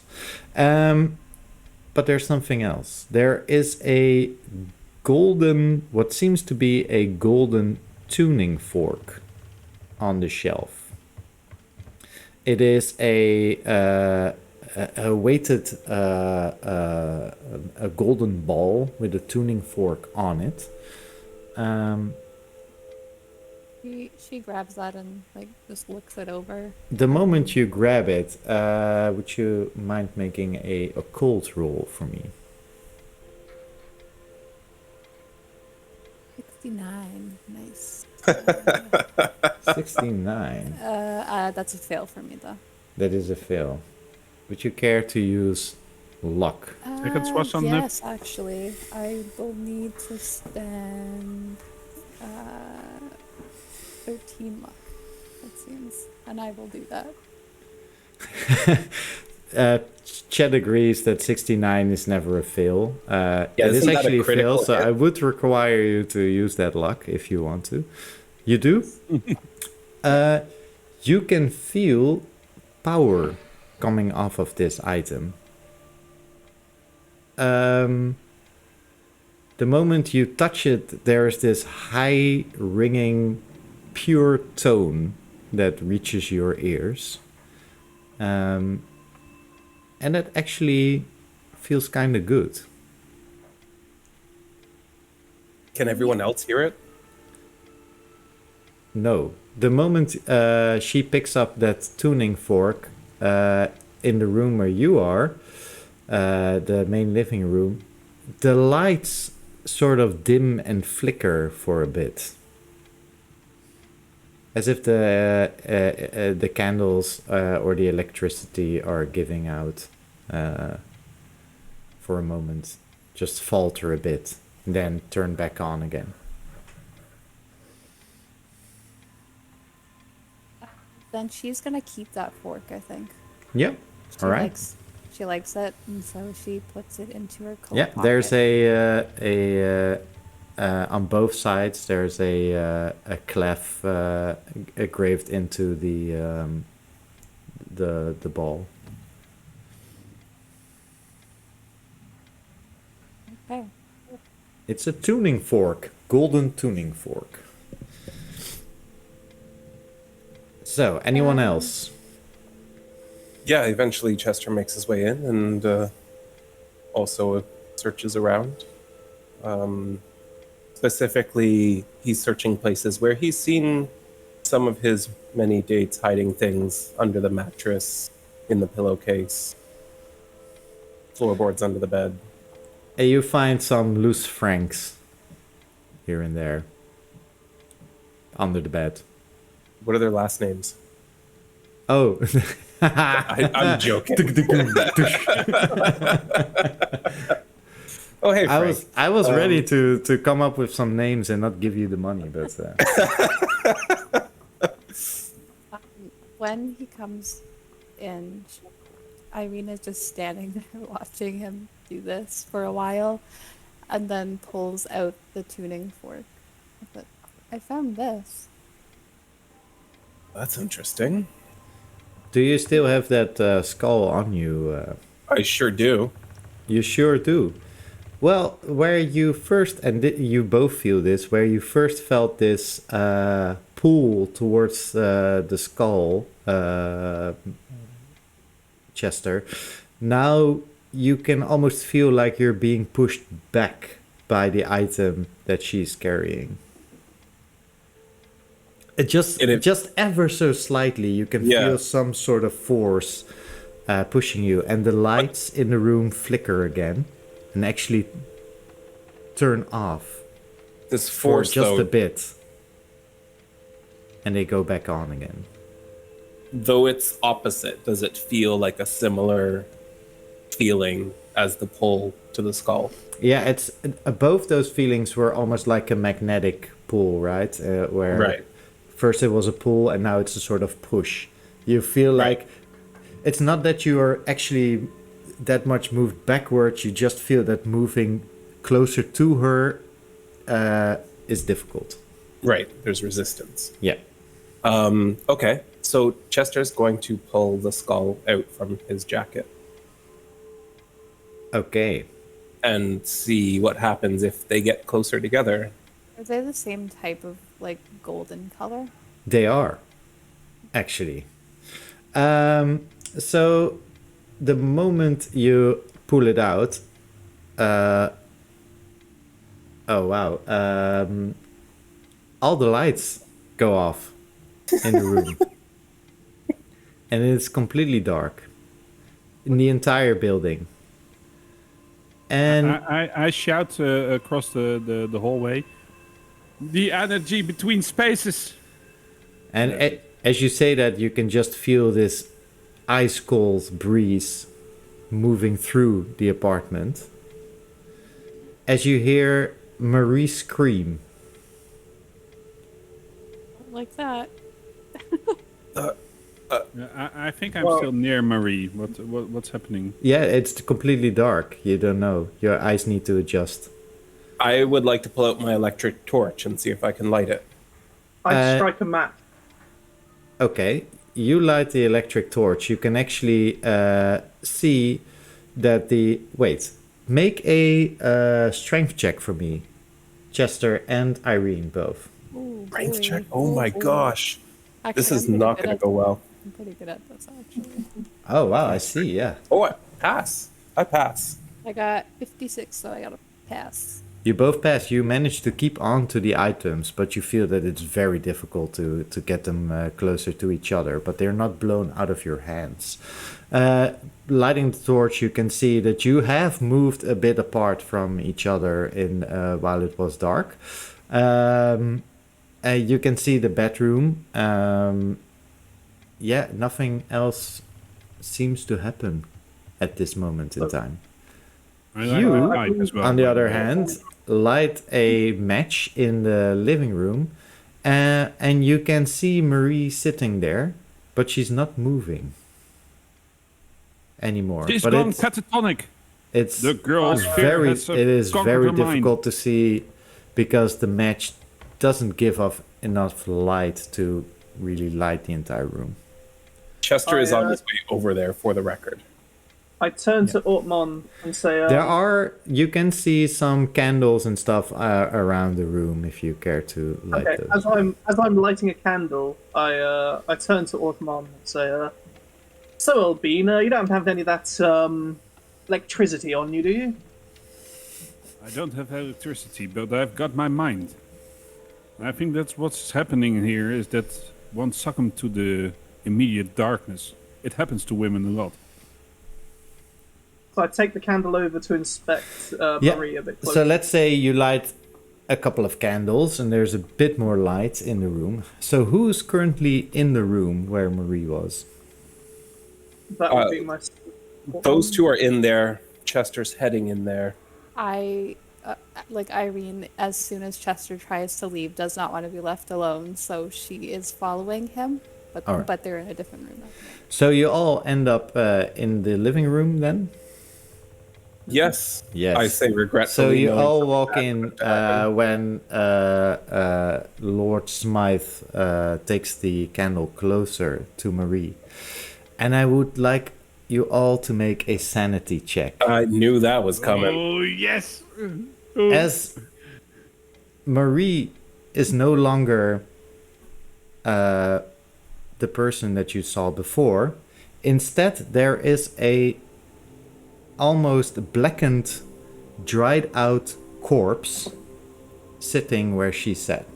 You can still see that it is probably Marie, but the entire body has just been, I don't know, sucked dry of sorts.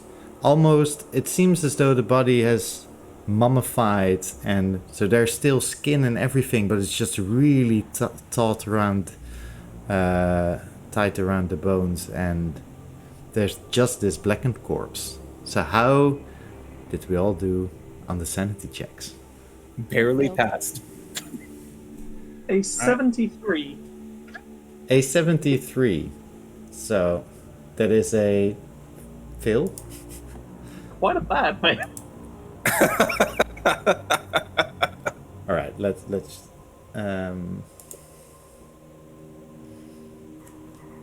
okay. You lose 1 point of sanity. Who else failed, or did the rest make it? I failed. You failed. Yep. I succeeded with a 13. Okay. So the ones that the one that succeeded, nothing happens. For those that failed, let me just quickly take this. Can I, when it becomes my turn, can I react though? So I do Yes. want to- Yeah. So Lord Smythe, you lose 1 point of sanity, and Irene loses 3 points of sanity. And then I will give it to Ortmund.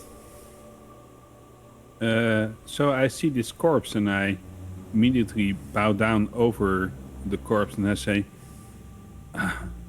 this happened once with one of my subjects when the electricity current got too hot inside of the body. It kind of melted from the inside out, but it kept its form. Of course, we're talking about a goat. Yeah. So you've seen a blackened corpse before, probably the reason why you succeeded your insanity check. It is strange to you though, because when the lightning struck the corpse that you saw, there was a clear smell of something that was burnt, which is absent now. Also, the blackness is not from lightning or fire or any form of char or ashes. It's really just the skin seems to have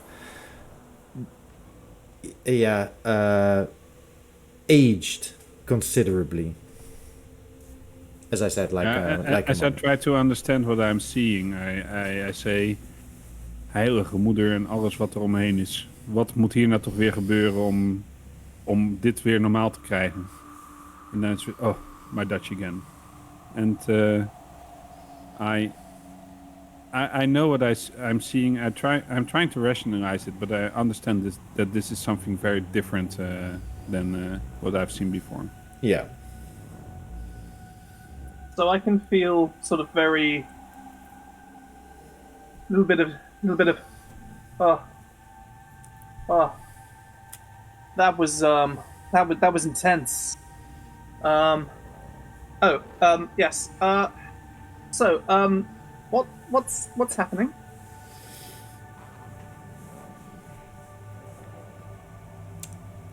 What is think happening? I really don't know. I think it's something near to a corpse, not really decomposing, not decaying, just like getting older, like really fast, like in a vacuum or something. I don't know. I have no idea. It reminds me of some things, but I think it's something different entirely. Of course, had this been a man, would have probably survived. I hate you so much. For chat, I'm not at all like this. Oh, I know. I know it's not actually Jasper. I'm all into the 1920s psychiatrist setting because. No, you're playing the Spectre character one well. figure, Yeah. It's the character I hate.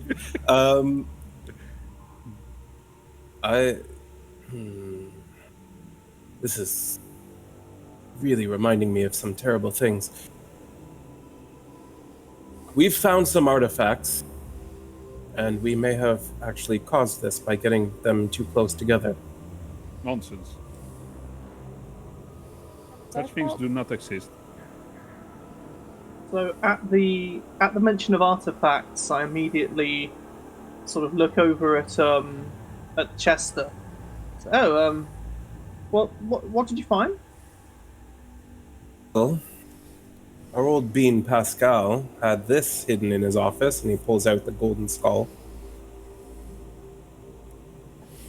Is still holding the fork, and she holds it up. And that was found in Camilla's bedroom. So I have eyes only for the skull. I say, oh, that's very interesting. Might I take a closer look? I would you all like to make a I don't know, a spot hidden check. Oh no, something that- else is in here. That is not something I'm good at. I'm positive that's a fail, but I'll check anyway. 62, but I needed a result of 45 or lower, so I failed. I got a hard success.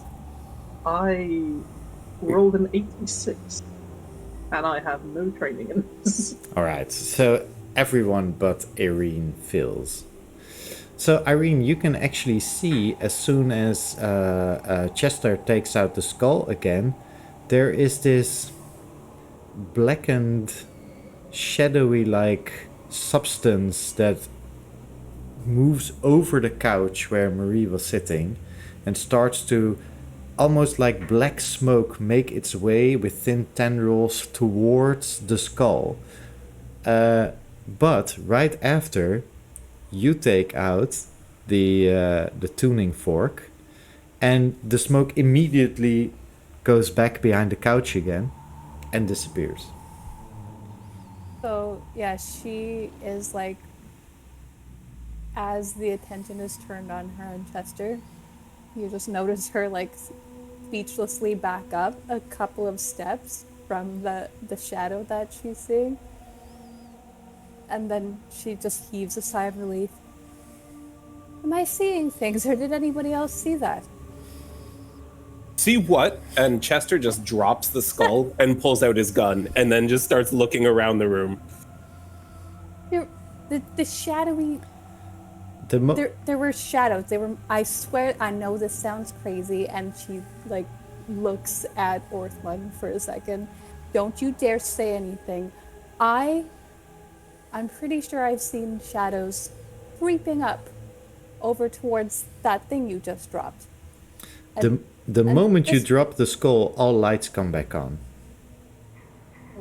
Goodness, this Ooh, is that's creepy. even creepier. I don't think we want that with us, but we do want this. I don't want it with me, but I do need it. Oh, that's okay. I'll take it. You will not, and he points his gun at him. You will not take it.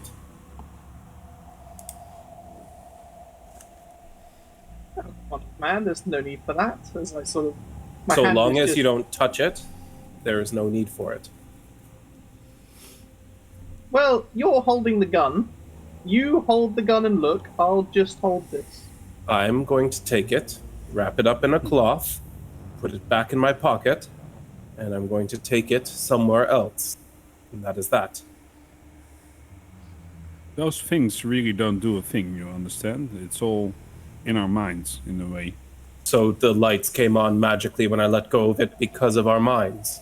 It must be an electricity surge. I told you I don't trust mechanics. Or electronics. Well, I don't trust psychiatrists, so we're in a similar spot, it would seem. Well, I could analyze you if you ever want, because I think there's a lot there. Yes, there is a lot there. There is a crazy psychiatrist who tried to betray me and my friends and tried to kill us and sacrifice us to a god. And now there is a new psychiatrist who wants to electroshock anyone who doesn't agree with him. No, that's not why I'm doing it. The entire profession is made up of psychopaths who want to conform everyone to their way of thinking. And I won't have it. You're so naive. No, the only thing I'm trying to do is dispel any forms of normal fear. So we only experience dread if it's really necessary. That's my goal. Well, I assure you, if you give me any reason to be concerned about your intentions, you'll experience dread. From the floor, Are I you just kind of threatening me? put my hand up. Of course I'm threatening you. Just Yes. I don't know Lord how to react to that. I just Hopefully. asked the man with the gun a question. Yes. Are we just going to ignore the thing behind the sofa, or are we leaving? No, we're not ignoring the thing behind the sofa, but the fact the lights came on generally means that they're gone, I think. Well, as the person holding the only firearm in this room, would you I mind will- taking a look? I will take a look. And with the flashlight still in hand and the gun in the other hand, he is going to go at a wide angle around the couch to see if he can spot anything. And if anyone makes a move for the skull, he's gonna shoot them. I'm telling you now. Okay. So you slowly, very slowly, make your way around the couch. Yes. It is dark behind the couch, and there's a lot of shadows there. Despite as the lights soon- being on. Yes, because it's almost against the wall. Okay.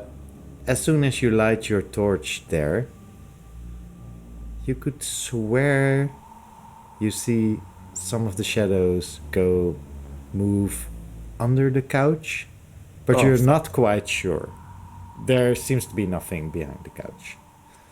They're not gone. We need to leave. And he just he's just completely spooked. And he'll go to the skull and pull out a handkerchief and try to pick it up with the handkerchief and hope that that's enough that it doesn't cause more shit. The lights flicker as you pick up the skull with the handkerchief. I'm gonna just But drop they it stay- in They the stay side on. pocket. Okay. You put it in your side pocket. Irene is just like holding out the Yeah. fork. All right. Yeah. You're quite As you Right, as you Irene, as you that move thing- it, you can almost hear it make some sounds, right? As That- if the wind is sort of creating the vibrations of the movement. There is some pure tones coming off of the item. Irene, I think that may well be the polar opposite of what I'm carrying. Perhaps tap the forks. Maybe. I don't know. This might be a bad idea. Actually, maybe you shouldn't. But maybe you should. Opposing forces. Am I doing this or am I not doing this? She just immediately taps the forks anyway before anyone can answer. All right. As you tap the fork, one of the most beautiful tones of music that you have ever heard in your life just emanates from the fork.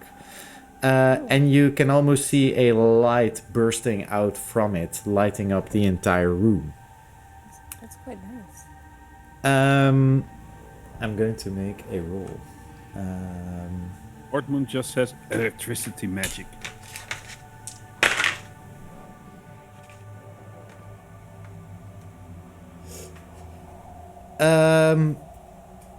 Chester. Oh, wait, camera, focus. I'm here. Here, focus. Yes, we're back. There we go. There we go. Chester. As soon as that burst of light emanates through the room, or bursts out into the room, you hear a loud crack, and you can feel the skull shift in your pocket. Okay, still with the handkerchief, I'm gonna feel in my pocket just to see if the shape of it has changed in any way. The shape of it has changed. There are now broken golden shards of skull in your pocket. Was that a good thing? But it is probably It's probably a good thing for all of us, yes. It also means it might be a very bad thing for me. But I guess there's more important things to worry about right now. Yes. What are we doing now? I don't know. We need to go find out wherever Camilla has been lost. And I'm not certain, but I think that tuning fork may just help us. I agree. Should we maybe do a quick sweep of the other room now? You know, I think I know what happened.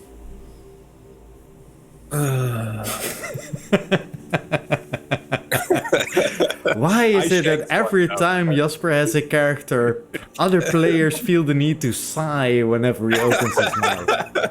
For the record, Shanks really wants to hear this. I just go and sit next to Marie and put my arm around her. Oh. Isn't she dead? God.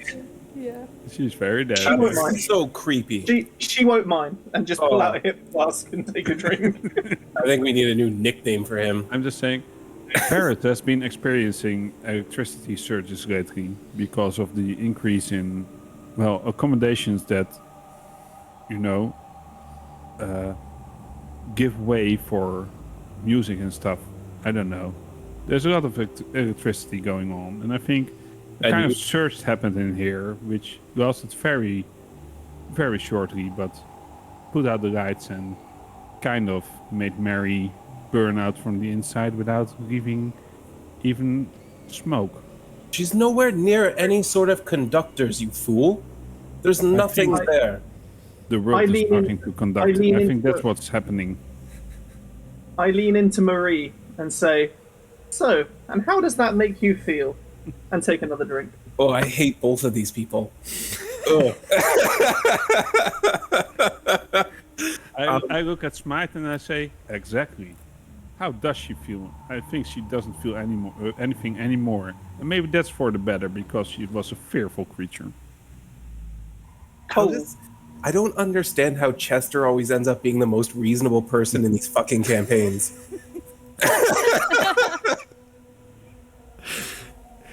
I made the most ridiculous character, and somehow Yeah. he's always the most sane person in the room. Yeah, I just mentioned in I- chat I love earlier it. that I'm loving it.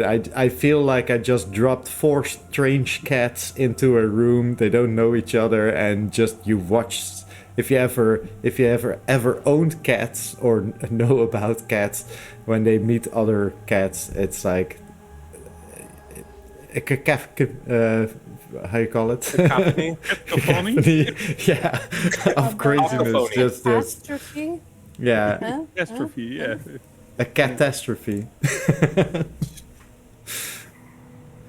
Anyway, is there anything else you would like to do in this apartment? I mean, I know it's futile, and I know I'm wasting time, but he pulls out one of the shards of the skull with the handkerchief, Yeah, because yeah. fuck that magic. Yeah. And Better she's safe just than like, sorry. does your electrocution theory explain why a solid piece of gold just shattered in my pocket? Must not have been gold then. It is Yes. gold. Maybe it's Look at kind it. of glass. Yeah, or you something. can make a. Let's see, Ortmund.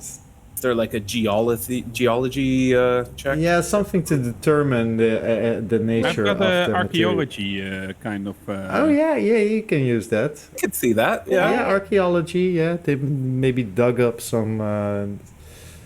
Well, actually, I said a 13 again. A 13. time. Okay, so that's no hard Twice. success. Rolled So 13 he's twice. cheating, but You- that's fine. Yeah. You suspect it is not gold, and you have no idea what it make a is, but picture you now. can if you want just bluff your way out of it and just say that it's something like brass or copper, some copper alloy that had some reaction to the electricity. Wait, it is gold? It is not gold. It is not That's gold. what you know. Okay. What it actually is, you don't know. So if you Oh, that want makes to, me you feel can so bluff much your worse. way out of it, saying it's something like some copper alloy. That's Yeah. So, first of all, this isn't gold. This is some kind of alloy. I don't know what kind of alloy it is, but You know, you don't have to presume that the thing that you're holding has any kind of worth. Well, I think it's it not the reacted in worth. some kind of way negatively to whatever you're doing, but Okay, have you ever seen electricity so intense that it could shatter any sort of alloy? What would it do to the human body? I certainly it wouldn't be a will healthy certainly man. burst. Yes. Exactly. It was in my pocket. Well, you didn't burst. Exactly. Strangely, you didn't feel anything, but This is the no bolt of shape lightning. break. Well, I did offer to hold it for you. If you come near me again, I swear. Why are you so angry? Because you're acting like complete psychopaths and we're dealing with something so far beyond us. I don't understand why I'm the only one who sees this. Does it have anything to do with your father and mother? Because I can relate to that. The only thing that has to do with my father is the gun that I'm holding. I would like to not be lumped in with them. I apologize, Irene. I only meant the gentleman here. You seem absolutely reasonable and wonderful, to be honest, to be around. But tell me about your youth, then. This is hardly the time, don't you think? Well, any Are time we is the going- time. Are we grew up going to on go the and try and streets. find this street then? Are we? Why? Why should we? It's a figment of her imagination. I think we should call the cops and say she burned from the inside out, without smoke. I think we should get the fuck out of here before we're all arrested. I shrug. would like I to shrug. not be Take the arrested. stick. Are any of you French natives? Anyone? No. No? Compass was kind of- Marie So- was. Marie was, yes, I know that. So let me tell you what a good friend of mine told me before I hopped on a ship and came over here. The French have a guilty until proven innocent system, which means if we can't come up with a believable story as to why she died while we were all in her apartment and are unharmed, we all go to jail. In fact, we'll probably be executed. Please, Chester, I can replicate this event in my lab. No worries there. That makes you even more suspicious. Well, you didn't see me doing anything. That doesn't matter to the French police. The gendarmes are probably on their way here now. Why? At which point I stand up, take the still burning cigarette out of Marie's mouth, and just put it in and say, "I think we should probably be going then." And That's start the walking. fucking creepiest thing anyone's ever done. I respect it, but gosh, damn, like, oh my god. Okay, yeah, Jester's going for the door. He's gone. All right. Whoever wants to come can come. Let's. Have you ordered the coach? Vix, you wanted to say something? So Irene does follow, and she's still kind of just clutching this fork in her hand. Yeah. All right. Let's just say that you all leave the apartment. You make your way down the stairs. There's no gendarme anywhere yet. As far as you know, no one knows that you've been here. And you're free to continue whatever plans you want to execute to try and... Okay, so here's something intentional that I'm trying to do. Now, I can make a mechanical repair check or whatever you want. I'm going to try to start the car and get out of here in a way that no one will hear or see us. Because I have a very loud engine, but I'm trying to make it so that it doesn't do that. Shanks, buddy, if you can pull off one of those extreme successes on your driving skill or mechanical in this, I will certainly allow you to leave as quietly as is possible with this engine. I failed by one. Well, you're always free to spend some luck on it. Yeah, I that's think. true. I'm going to spend one luck point. It's a regular success, but it's a success. All right. Yeah, you are reasonably happy with yourself as your usually super loud race, jacked up race car motor engine now actually sounds like a regular motor engine as you pull out of the parking spot. let's make me a drive skill to see if you can actually get it out, or if you need to get it out the French way. Oh no, I'll get it out. Don't you worry. Yeah, that's a 17, which is, I'm pretty sure, an extreme pass. Yeah, that's an extreme pass. If it's an extreme pass, you as quietly as the motor is right now, for some reason, you just yank up the throttle, pull on the handbrake, and flip the steering wheel, and it almost appears as if the car just spontaneously turns 180 degrees as you pull out of the parking space into the Paris night. Yes. Freedom. Amazing. I nod approvingly and offer him the last little bit of Marie's signal. No, thank you, old chap. Seeing that, Irene is like, I I'm too always sober. believe that people, like anyone, could make their mark on the world, but I'm starting to think that maybe they shouldn't. She looks out the window, trying to avoid this.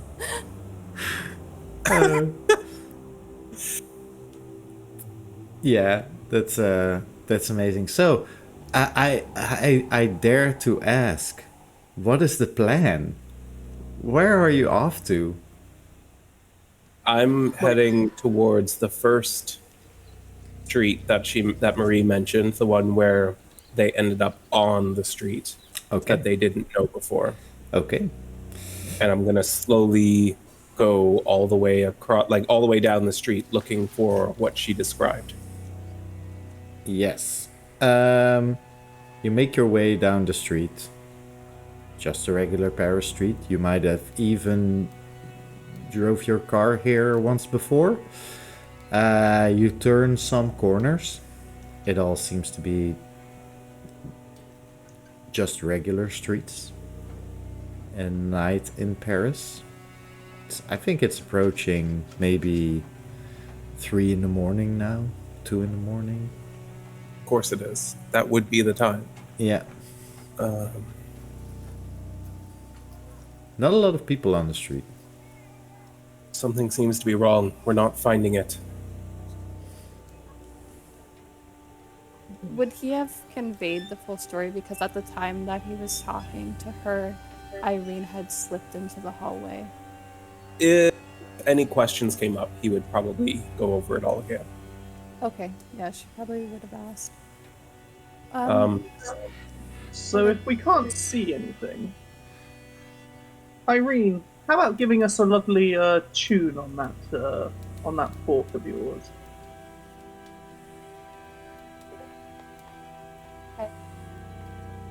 She, Superstition. yeah, she does the exact same thing she did before. Just kind of tapping it probably on like the inside of the car. You hear again this beautiful tone coming from the tuning fork, but nothing else seems to happen.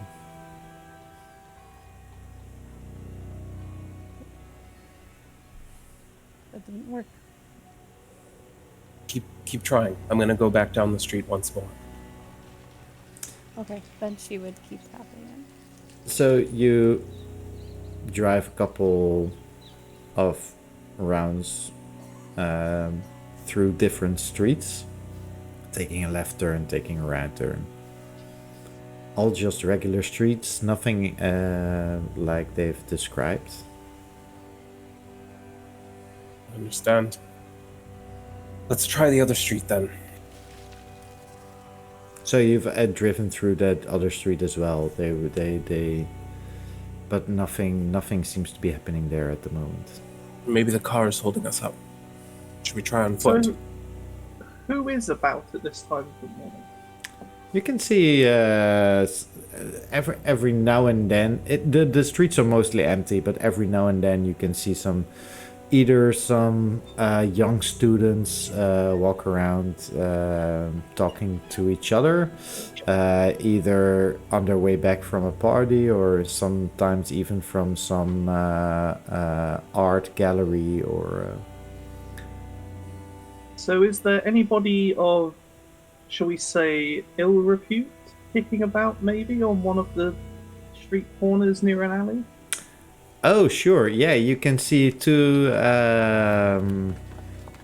young men just standing in one of the side streets, almost covered by shadows. They are observing some of the people that are returning from some of the different parties.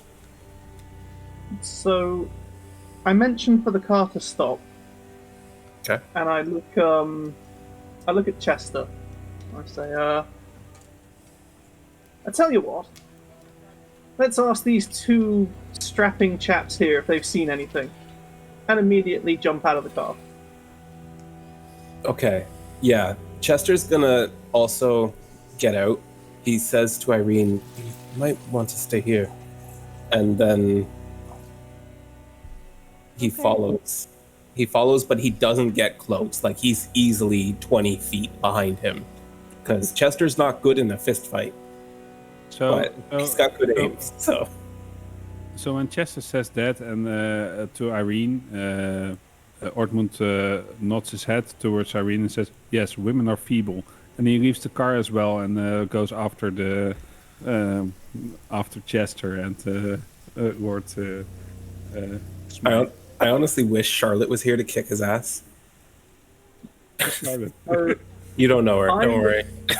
I would like to use my acting skill, please, to make myself appear a lot drunker than I currently feel. All right. Do so, please. So that is a 68. But what I'd like to do is spend about 8 points of luck. to bring Yeah, that spend down that to luck, 60. man. Spend that luck. I have plenty of luck. Yeah, there's nothing important happening later on in this one shot. Just Absolutely fine.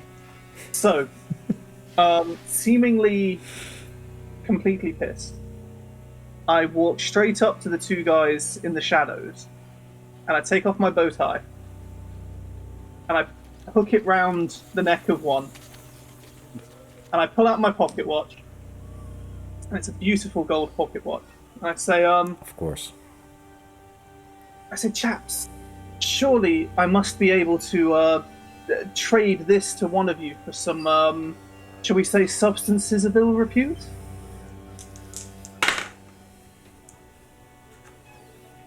Can I wing this one, Michel, or not? Do you want to add something to this? Yeah. I already made a roll. It might be a bit disruptive, though. Well, yeah. Go Disruptive is good at this moment in time. go right ahead. So while Lord Smite is doing this, I say, "Oh, hey, Frederick. Thanks for those coils again. They really made for a nice current." All right, I'm going to make a die roll to decide something in my head. When he says that, is it okay for me to make a sleight of hand check? Yes. Go ahead. Because I'd now like to switch out my gold pocket watch for my leaden painted gold pocket watch to switch for drugs. As one does. Go ahead, make that sleight of hand check. And that is a 45, so that is... That's a 45. That's a success. Yeah. Okay. 60 would be enough, so... Yeah. So you managed to switch out the pocket watch, and it doesn't seem to be noticed by the two lads standing in front of you. One of which has been named Frederick by Ortmund, who casually walks up behind you. So this is what happens. The one named Frederick actually looks up at Ortmund and says, "Oh, you like those coils then?" Okay, cool. The other one is eagerly reaching for the pocket watch. Fancy Yeah, seeing so- you here, Ortmund. What are you up about this late in the evening? Night So even. I like those coils very much. Do you know what I've been offered this evening? I don't really care, but I feel that you need to tell me, so go ahead. Tesla coils. What do you think about that? I don't know. People tell me what they want, and I try and get it for them. I have no idea what a Tesla coil is.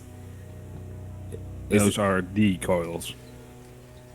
Not that I'm not. I'm very glad for the ones that I've traded with you for some amount of francs. But I'm glad to see one of us is moving up in the world, eh?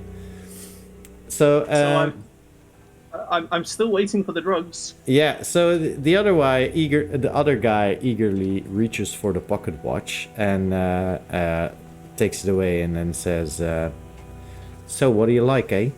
You want some? I don't know. You want some like Dutch grass, or maybe some, got some opium, maybe some mescaline, or what have you? What are you in for?"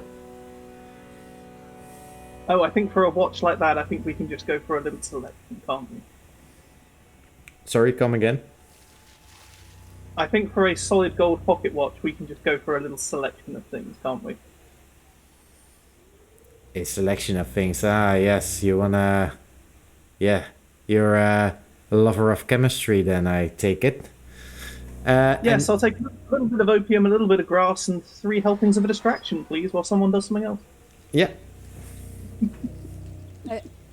Irene, while like in the car, has now taken out some binoculars and is just watching. Like, did we We were seriously just stop for drugs? we were investigating a mystery, and now we're just buying drugs off the corner of the street. I assumed that this little place might lead somewhere. Dus mijn vader had wat planten in de tuin groeien, it says Ortmund in his Dutch language. And he sees if they comprehend what they're saying, what I'm saying. No, think just you're eyes muted. glaze over, and they are politely nodding, but I'm like 50% tempted to just get back in the car and leave them. I'm 80% agreeing with you. It's supposed to be a one-shot, guys. So stop for drugs on the way. I saw 2 shady fellows and thought we could ask them where, if they've seen anything. But then you anything didn't. You just bought drugs from them. Ask them a question. So, have you seen anything shady going on around here? Bringing it back on track, guys. You up? The real question You, in chat right now. Where's this Cthulhu guy been hearing about? So far, just 4 idiots Yeah. buying drugs. It's called the Call of Cthulhu. You're not actually going to see him, just hear him. We haven't even heard from them. Nobody tried to get a phone or a telegram to him, so I don't know. Anyway, Just 4 idiots go to White Castle.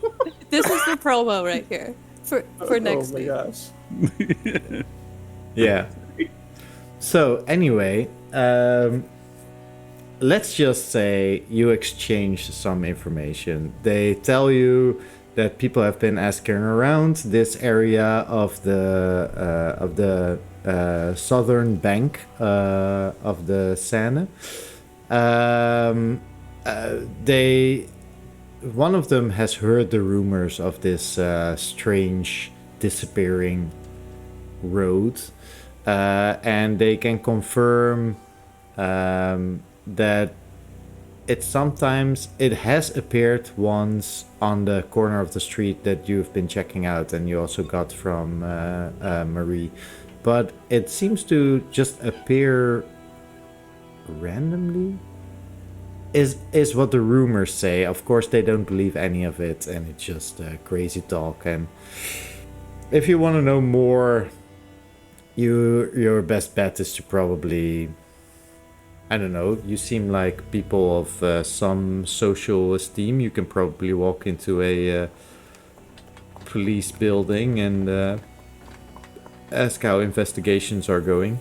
Especially if you mention that you got the assignment from the Lord and Lady of Le Chateau Saint-Saëns. I say to almost to nobody in particular. Oh, I'm glad I appear of high character buying drugs in an alleyway. And Oh, you think you're the first rich person to buy drugs from us? I highly doubt it. And immediately walk back towards where Chester is, and sort of relate that maybe now's a good time to go to the police. Let's not go back into the car, though. Now's a good time to go where? To find the gendarme. See if we can find this disappearance. You want to go to the police now? Do they have a station nearby? We have no evidence still. We have no anything. We've got no leads. We're looking for a street that disappears. What the hell are you intending to tell the police? Well, pretty much that, to be honest. That we're looking for a street that disappears. Have you seen it? If you take that story to the police, you know what they're going to do? They're going to strap gonna you jail in you. his chair, and he points at Ortman. They're going to strap you in his fucking chair, and they're going to electrocute your brain until you drool your fucking life force out. Sorry, Chester, I have to disagree with you. First, they will put them in prison, and then after they are sentenced to an incognizant mind, I don't know if I'm saying it right, then I probably get the fear out of their brain. So he agrees, essentially, other than fucking procedure. Let's say these Frederick and his friend have overheard you, and Frederick actually walks back up to you where you're having this argument and says, "Oi, it seems you, like us, do not quite like the police. Well, I've heard of this person that's been looking into these cases as well. You might try and go there. He was an old hunter who came from the south of France, and he actually lives near here, just 2 blocks away. And his name? Goes by the name of Mario." Mario from the south of France. Oui. Probably had Italian parents, not uncommon in the south of France. In 1920s France? Okay. The south I of wonder if France and the north of Italy are, you can walk across the border if you want to. I suppose that's fair, but Hey, don't judge my naming here, man. this is a time when France and Italy aren't exactly tight, you know?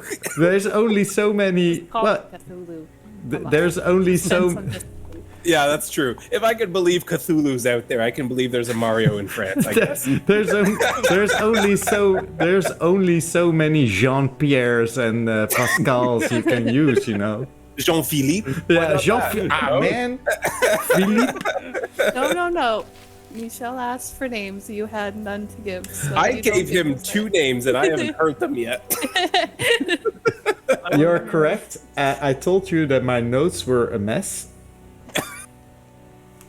I'm sorry, I don't mean to The name of the criticize. You're doing hunter. great, man. The name. No. Now that I. Chester, I feel bad. Now that I think about it, his name was not Mario. I feel like I'm bullied him into this. I feel so horrible. That's the name of the brother. It's the name of the brother of the police detective who's been looking into these cases. They are Joe and Mario Duplantier. But the the hunter is named Hans. Sorry.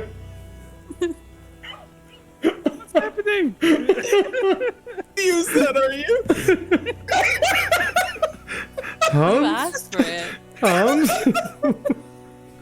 Go on. Go on.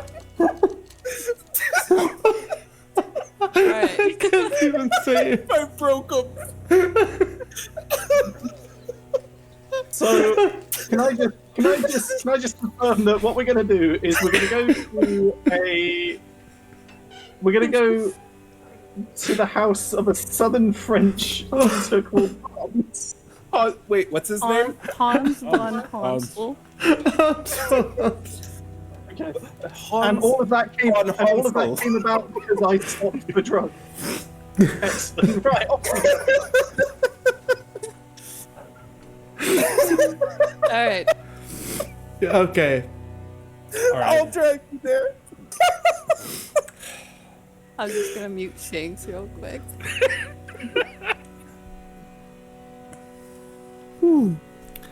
Yeah, he's a hunter called Hans. Used to hang around in Eastern Europe, being into all sorts of occult stuff. Then found his way here right before the First World War. Oh, sorry, right before the World War. They didn't. Spoiler alert. Okay.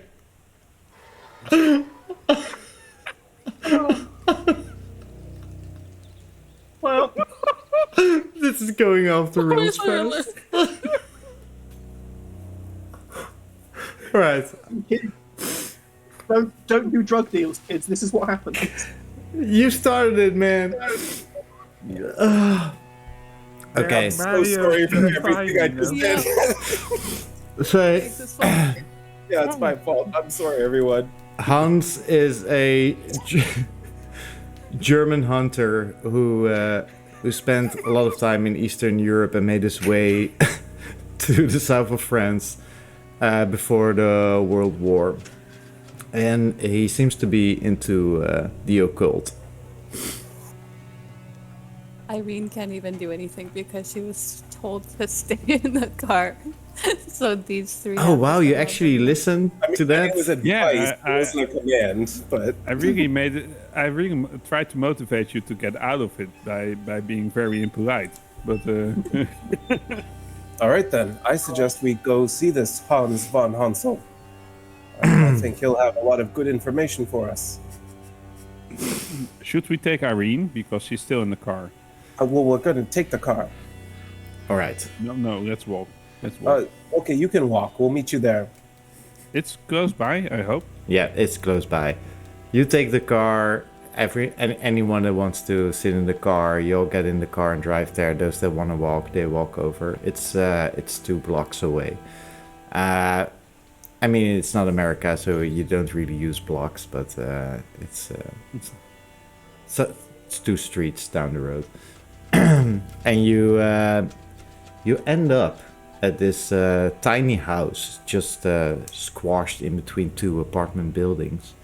You knock on the door, and the door is opened by this old, grizzled-looking fellow who introduced himself as Hans. You get in. What do you... So I'm going to pace this up a bit, but what do you want to tell him? What information do you actually give him? We know that you're knowledgeable about such things, and there's apparently been a street that appears and disappears on occasion, and we think that the young lady we're looking for has disappeared on this very street. If you could in any way help us to find this place, we'd be rather indebted to you.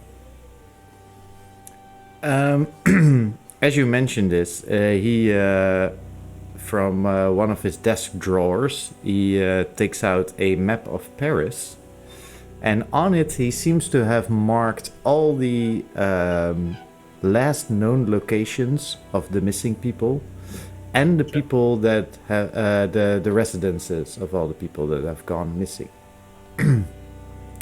And if you all line them up, there are is a specific area in which these people seem to have disappeared. It is near where you are, or where you were. It's not quite the street that you were on, but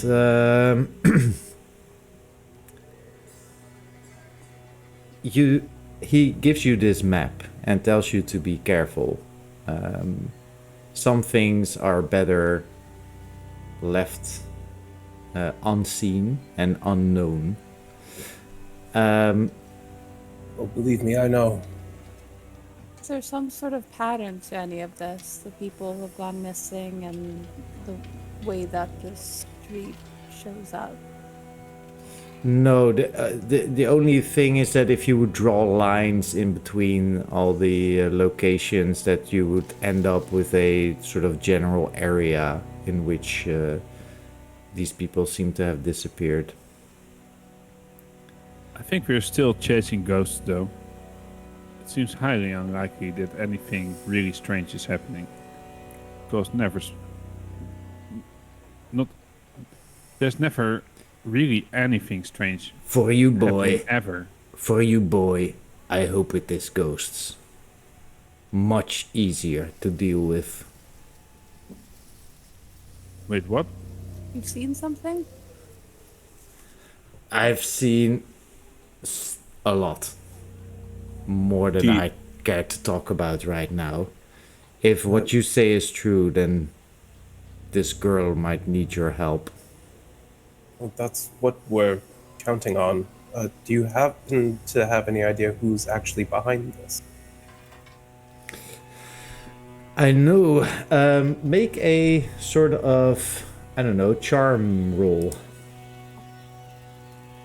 It seems like he wants you to get out of the house as fast as possible. He gives you the map. He wishes you well on your journey.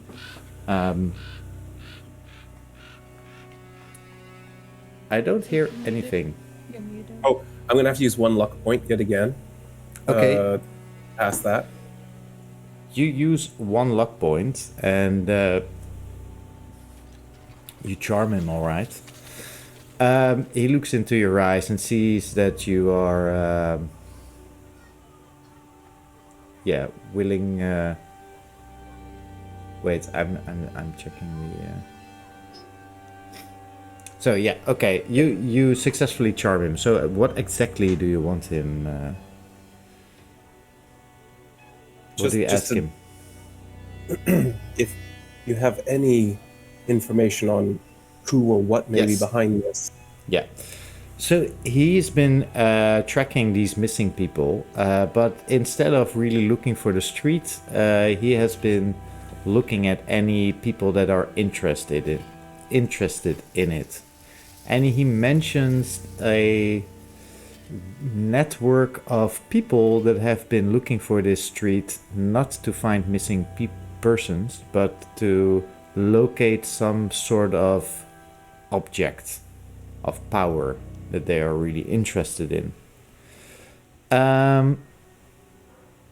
However, he hasn't really uncovered any of the identities of these people. They seem to be people that fought in the war. Some criminals or known criminals. Some people higher up in the social ladder, sometimes working for lords and ladies. Yeah, that's all you get for your role. Okay. There seems to be someone very interested in the occurrences of this. He hasn't really linked it to the missing people though. It's not like that that network is actively trying to make people disappear or anything, as far as he knows. Thank you for the information. And she kind of like tugs on Chester's shirt to like get him to leave. Yeah, he'll accommodate that. Alright. And when they're outside and not like when they get a little bit further from the door, she goes, "Do you think that perhaps we've been sent on a chase not to just find this girl, but perhaps somebody else is interested in what else we might find when we find her? Perhaps a certain person at the manor?" Oh, I have absolutely no doubt in that. There's forces at work here that we can't fully understand. They play their hands close to their chest, and people like us, we're just pawns. I've seen this all before. We need to be careful. We can't trust anyone. Not our employers, not our companions, not even each other, really. I was just going to say. She nods. Let's make quick work of this, shall we? Yes. She pulls out a smoke and As one does in these times. Is there anything anyone would like to do before we move on to the final part? No? Right. Where to? Anyone need a short break before we move on to the final part? I may need a short break. All right. Give me a few seconds. Let's just do like a 2-3 minute break, or see. If that's fine with everyone, and then we go into the final part of this adventure, mystery. Amazing. This thing. Yeah. All right. Well, chat, thank you all for joining us, and please come back in 2 minutes. We'll be right back. We're just taking a short break, and see you soon. Was saying yes. We're back. Oh, I hope you are all still here. Let's continue our final chapter of this one shot. Hopefully, I don't know what's going to happen or what you guys decide to Get do. you shot at this point. Okay, so you got some general directions. You have the map of Paris in your hands, and Ortmund has convinced you all, as he said earlier, that walking is probably more effective than taking the car.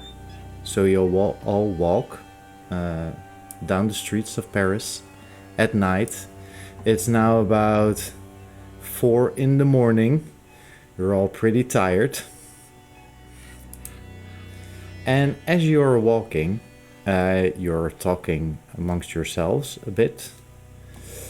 Irene, I think, is probably scared out of her mind and is definitely on the lookout for anything shadowy that's creepy. Yeah. So on this map, in this general area where all these paths converge of the missing people, Hans wrote something. Rue de Assail. It's a street name. And as you're walking and talking amongst yourselves, at some point you cross a small bridge that you haven't noticed being there before. You walk across this bridge and you stumble upon the Rue de Assail. It lays across a dark river bordered by precipitous brick Blair-windowed warehouses and spanned by a ponderous bridge of dark stone. This is the bridge that you are crossing. It is shadowy along the river, as if the sun of the neighboring factory shot at the sun perpetually, in this case the moonlight.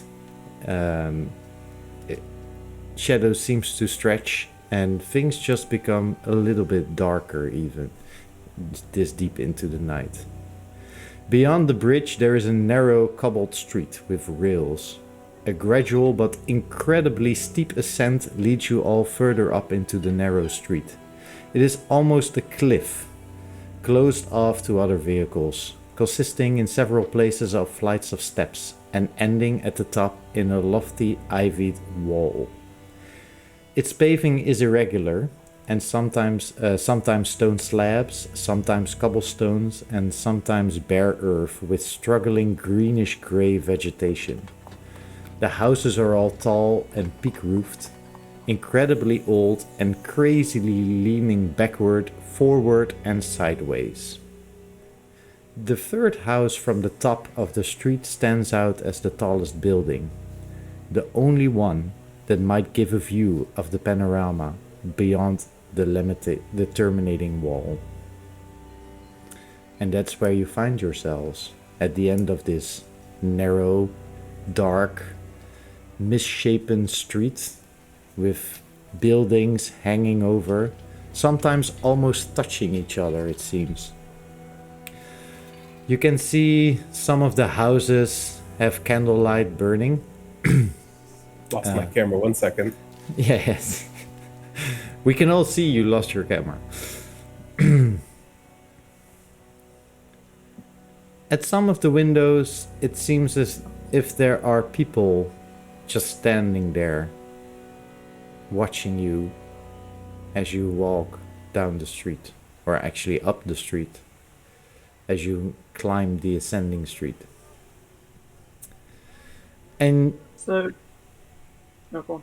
you make your way to the end of the street, and you're standing in front of this large brick wall that seems to tower over you immensely. It's hard to say how tall this wall is.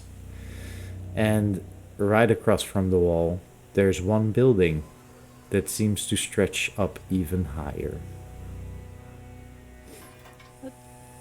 That's what she described, right?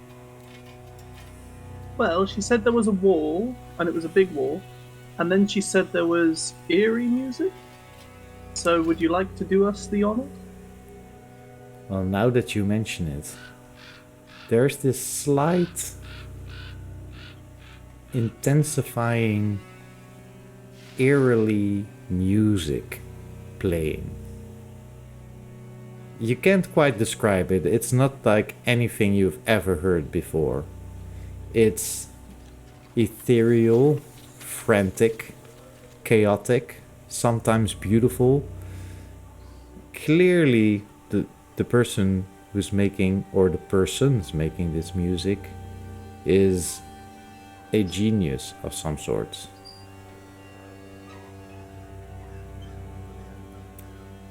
Sounds like Stone Golem. Ooh. See, this is how we got extra points, guys. Yeah. That's why you got to play your character. Well, that sounds like the music she mentioned. Should we follow it? I don't want to, but we've come this far. I must say, even I feel a little bit scared, so I can totally understand if Irene wants to stay behind. I don't want to stay here by myself, that's for sure. Then we'll cover you, as gentlemen often do. Okay. You enter, you follow music, and you enter the tallest building there. You end up in a small hallway, and then at the end of the hallway there's flights of stairs. And you take these stairs up and up and up.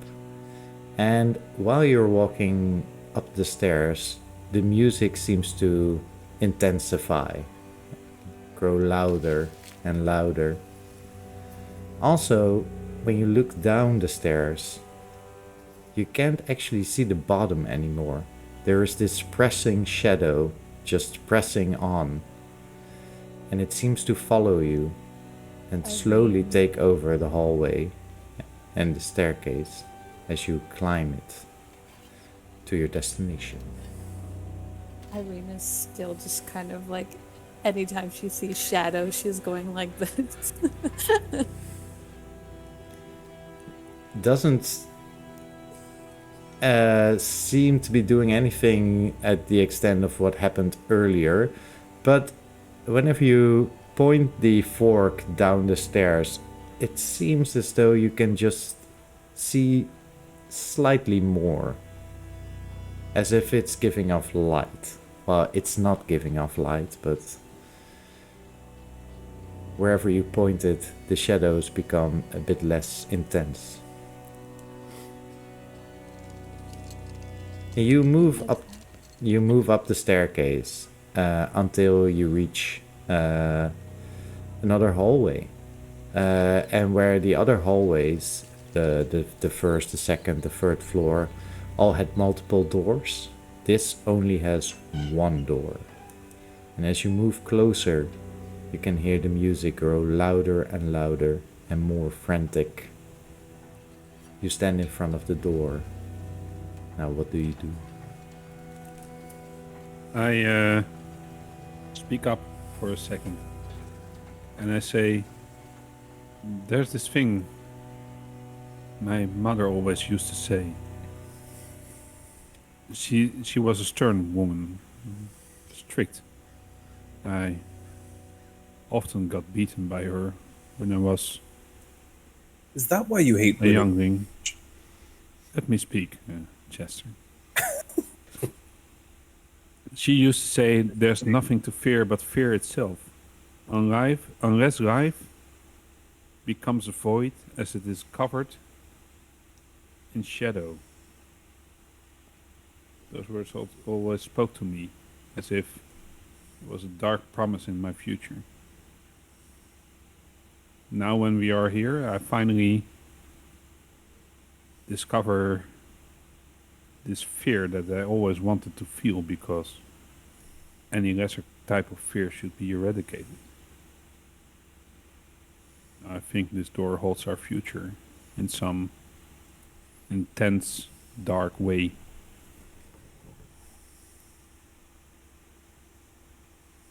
Well, on that creepy note,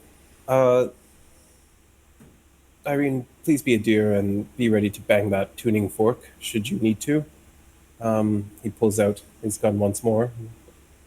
I might need to use this as well. Well, there's no future like the present, and opens the door. You find the door unlocked, and as you push it open, you are met with a strange sight. You walk into a room, and across from you, there is a single window. This is the window that is presumably looking out over the wall to reveal its panorama. In the room, it is a bare room. There's a wooden floor. There's nothing on the walls. There is a desk along the wall with some papers on it. There's a bed in the corner and one more door. But in the room, there's a wooden chair, and on it there sits an old man. He is, it's a small man, lean and bent over, with shabby clothes, blue eyes, and a grotesque, almost satyr-like face.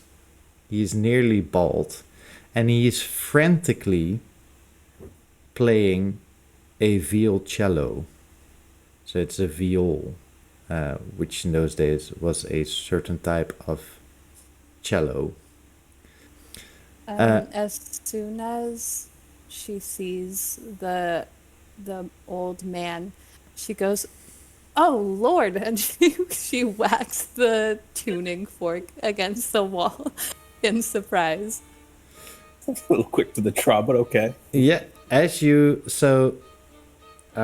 something that I was still going to describe was the actual view, because you expected from this window to see the lights of the City of Light, Paris, in front of you, but you are met with the view of something you have never seen before, something undescribable.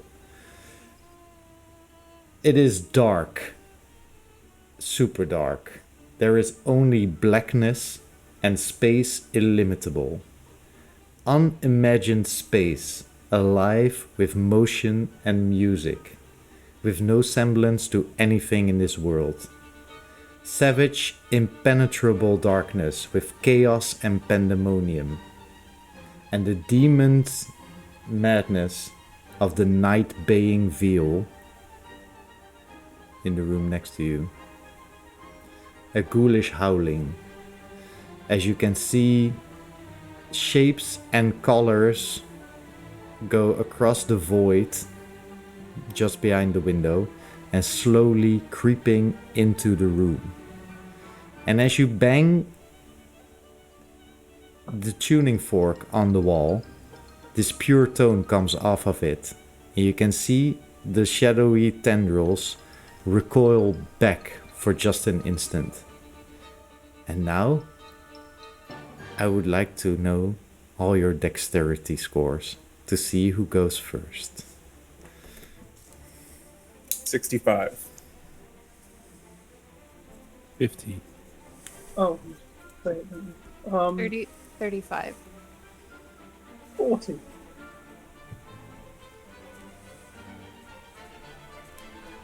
Okay. Here is.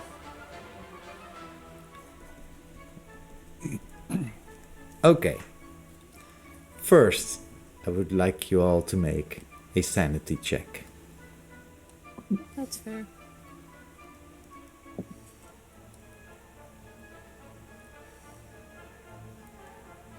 Fail. That's a big fail for me. A fail, a pass. Ashley? I rolled a 99. That's a super fail. I mean, I rolled a 98. I don't actually know what that means for sanity checks, to be honest. Yeah,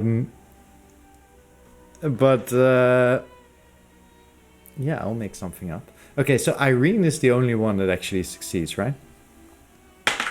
Yes. Ortmund, you lose 1 point of sanity.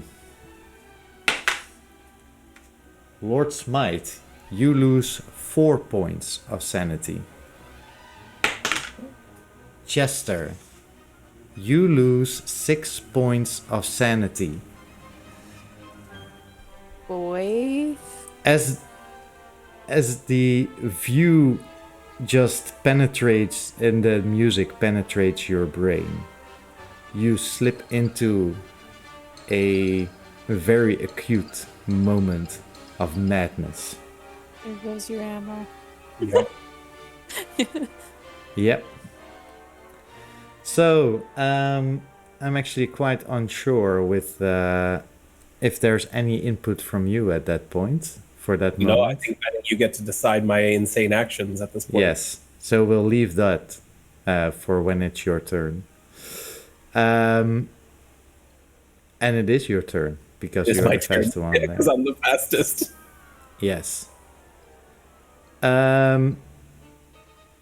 Obviously, this madness and this view is caused by the person that's just hammering away frantically at the viol, creating this crazy, crazy music.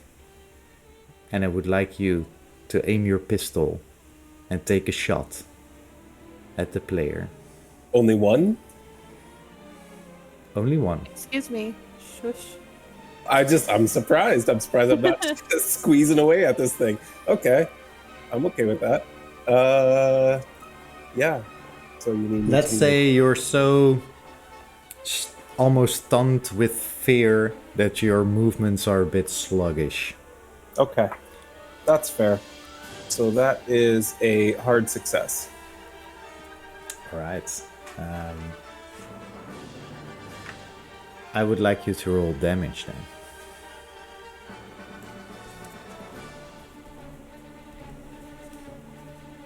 That would be 11.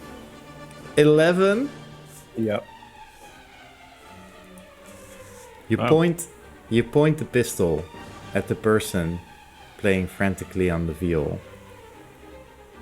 You pull the trigger and you aim true, and the shot goes straight through the head of the one playing the viol. The music stops instantly. And the darkness creeps even further into the room. No, he was holding it at bay. The viol is right there on the floor. Oh no, I lost my camera again. What are you doing over there? Lord Smythe. It's really not stable. Lord Smythe, Unfortunately. it is your turn. Oh, I thought that was. Sorry, what did you have for dexterity? Ortman? 50. Oh, 50, then it's your turn, yes. Sorry, I had that mixed up. So I take in the scenery and I see what's happening, and I see Chester blasting away at this poor guy with the viol. And I take a look at Irene and I say, "Your mother did warn me that insanity followed you everywhere. She said that I could do everything to just, make you sane again. I don't have electricity here, but I do have my scalpel. So if you would please expose your head to me, then we can end this thing. Do you agree with me, Irene? Do you agree with me that this is the end? That this is all your imagination that's taking over? Would you He please did put you up expose to your this. brain?" Oh my gosh. What is gonna happen to this character? And I draw my scalpel. It flashes in the kind of a reflecting light that's coming from somewhere. And I approach you and I try to make a horizontal slash across the front of your head. Fucking crazy bastard. I would like you to make an attack roll. And Irene, I think you can decide whether you want to dodge this attack or make some sort of counter move.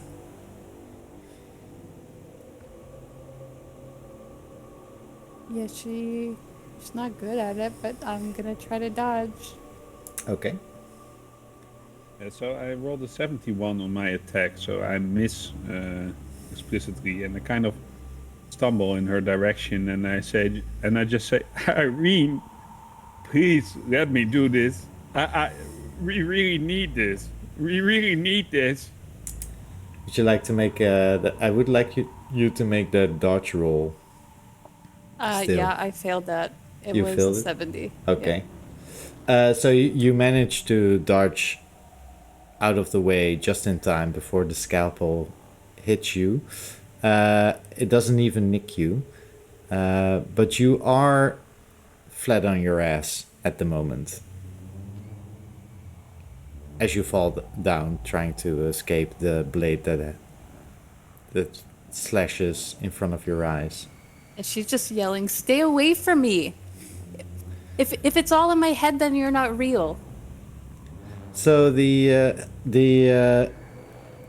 as the person on the chair falls over, you can see his arm still move in the as if he were playing the viol, but the viol from the pistol shot by just the force, he was blown off his chair, and the viol clatters to the ground with a screeching, horrible sound. And then it's Lord Smythe's turn.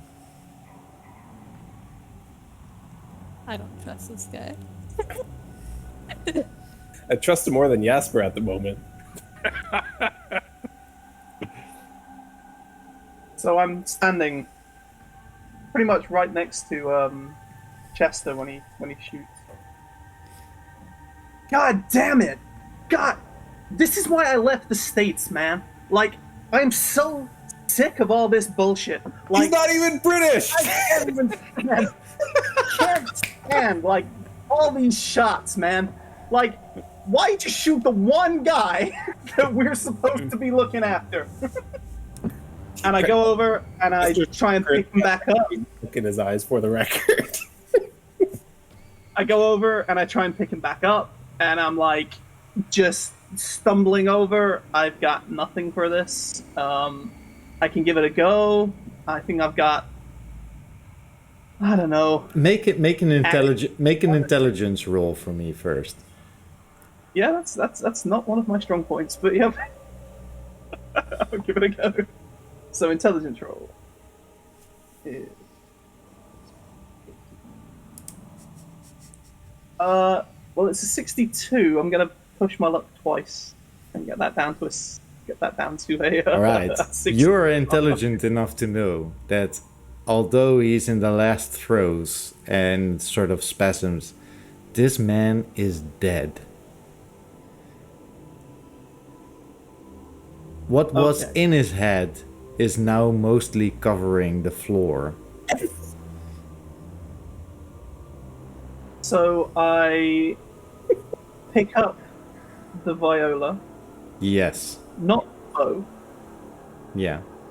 and just start randomly plucking strings like it's a guitar, just to try and make any kind of noise at all. All right. Make me. Oh wow. What can we use for this? Oh, I have an acting skill, Yes. Yes. which is I'll just try and blag it and see if I can Yeah. come up with something. Yeah, use all everything that you've learned from your acting school or whatever to see if you can bluff your way playing the viol. So that's a 74. I needed a 60. That's a 74 and you needed a 60. That's a fail.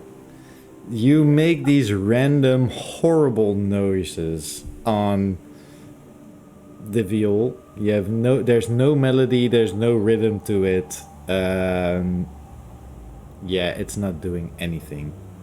Irene, it's your turn. She is, yeah, I mean, she's on the ground, but she's gonna try to get to her feet, away from Ortmund, and she is gonna try to like bang the tuning fork. To see Okay. if that does anything. You bang the tuning fork, and you can see the tendrils pull back a bit on your side of the room where you bang the tuning fork. Not yet the immense display of power that you saw earlier in the room in the apartment on Rue du Soleil, but it does seem to help somewhat. Make me a let's say psychology. Yeah, it doesn't fail. A fail on psychology. Okay. Is it like a grand fail or just a fail? It's just a fail, but like I don't have enough luck points to cover. So, yeah. Okay. Let's just say that the pooling feel you got from the tuning fork, you get the same thing from yes, I know. Sorry. I'm going to make you re-roll that. This is my mistake. I want you to make a art and craft roll since you are an artist. 69 again, so that's a pass. 69, that's a pass. Charm. So as I said, you feel that same pull that you felt earlier from the tuning fork, but strongly coming from the viol.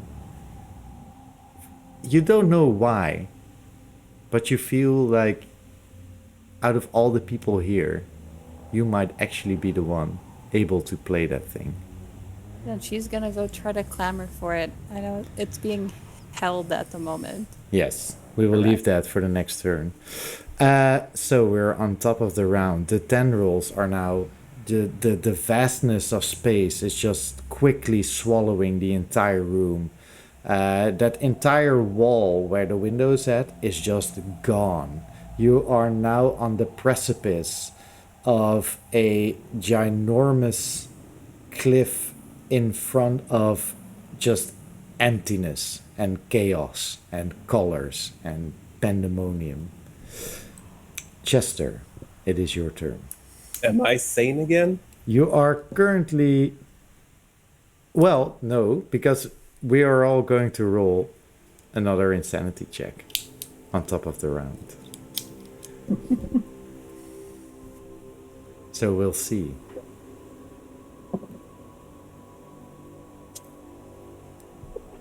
Pass. It's pass for Irene, a fail for Lord Smythe, a fail for Chester, and Hortmund. Pass. Pass. Okay. First, Lord Smythe. You lose 2 sanity. Chester. You lose 4 sanity this round. With everything that has happened, you shooting that man, you now realize what you have done. But you also realize that there are more pressing matters than you dealing with just outright killing somebody for no apparent reason. What would you like to do for your turn? I don't even fucking know. Besides the infinite space in front of you, there are these smoky black tendrils just trying to reach out for all of you. Oh gosh. Okay. So first of all, he's gonna like point at Lord Smythe and be like, "Give her the fucking cello," and then turn to Ortmund and be like, "You stay the fuck back," and then turn to the tendrils and take a shot at one. Yeah, go ahead.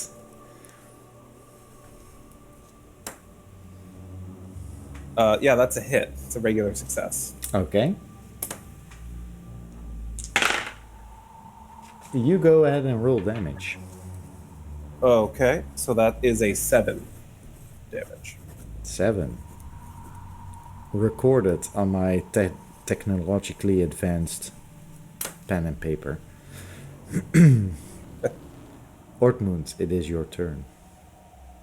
So you fire off the pistol and the bullet seems to disappear, but one of the tendrils does seem to recoil the one that you hit and dissipates.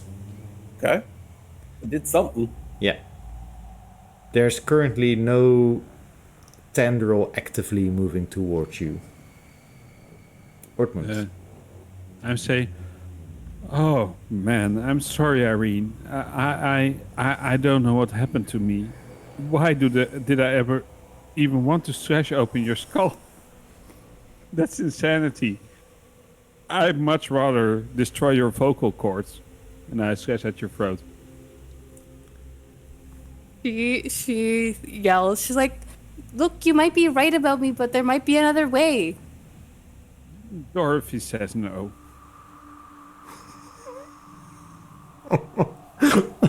So she's gonna try to dodge again, and it's not gonna be. Actually, What have I done? yeah, she is going to try. Oh, I can push that one with some luck. You're allowed to do that. Then I'm gonna spend 3 luck to make my dodge a success. I fail with 56 at my attack. You, well, Ortmund, let's start with you. Make me a psychology check. And then they're all great. It's a hard success. A hard success. Now roll a sanity check for me. That's a success as well. All right. 41. Okay. Whatever is happening right now, you cannot describe. But you must have some temporary moment of what people call fear-induced hysteria or anything. You didn't know it was real. You don't really care why this is happening to you, but this is obviously all not real. And you feel that you might be mentally strong enough to just resist it, disbelieve it, if you will. Okay. I know what to do. Lord Smythe, it is your turn. Okay. So I shout out to Chester and say, "Don't stop shooting this." Hand the violin to Irene with one hand. The viol. Pick up the chair with my other hand, and smash Ortmond across the back of the head with it. Make me an attack roll. Ortmund, I think you can either take some action or didn't try to take dodge any- it. I didn't take any weapons or anything for this campaign. Didn't look at what a damage roll is. So So, let's see. I mean, I think that would make it like a fighting brawl. Yeah. I think brawl is like 25%. Yeah, So that's what that's I'm like the using as well standard. for my attacks. And there's yep. a basic like Okay. unarmed thing. Okay. So how's a 6? Oh, that's wow. yeah, Okay. that's like, is that extreme success for you? No, that's a hard success. No, it's gonna be 25%. It's a hard success. Yeah. Oh, that's extreme. No, that's hard success. No, I would need like a 1 or something for You can make me a Five is a hard success. dodge roll. I think. Yeah, I failed at that. You with, failed the dodge 83. roll. Then you can roll for damage, and I'm trying to What improvise. damage does a chair do? Well, yeah, I'm trying to look that up. If somebody in chat knows that has been playing Call of Cthulhu, please let me know. Weapons, Yeah, hang on. page That's 400. weapon. I mean, switchblade that I have is 1d4. Does it do less or more? Let's see. I have some things here. I have a massive table of guns, but no chairs. Yeah, handguns. I wonder plenty. why that is. So I would say this might equal a large club, like a wooden yeah. So that's 1d8 plus dB, and dB stands for Yeah, that's you don't Your- have that if your attack is Yeah. too low. yeah. Yeah, I don't have. So just Oh. 1d8. Yeah. That's 2 damage. 2 damage. You can mark that off your character sheet, Ortmund, if you will. I take a look at Lord Smite and I say, "It's the woman." Okay. Weirdly Jamaican when he said that. For Ortmund, Lord Smythe, and Irene, there are black tentacles moving towards you. That one went on the floor. 1 second, please. My glass fell, but it's still whole. Um,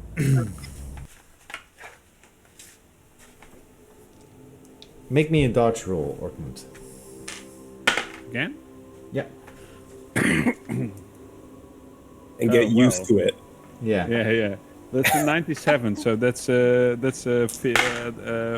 do you call it? It's a fumble. Okay. One of the black tendrils wraps around you, and you are currently unable to move.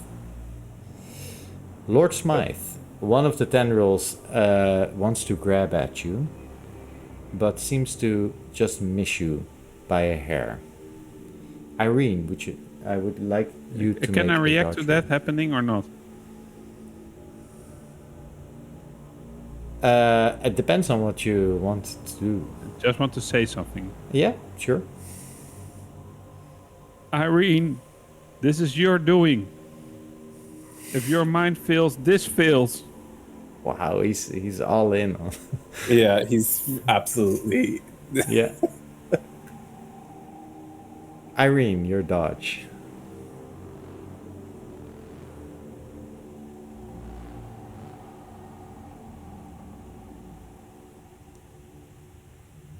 I got a 28, and my dodge is a 17.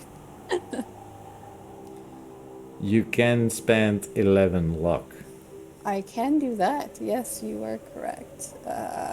Which is worth it in a one shot. So let's do that. All right. So I'm down 11 now.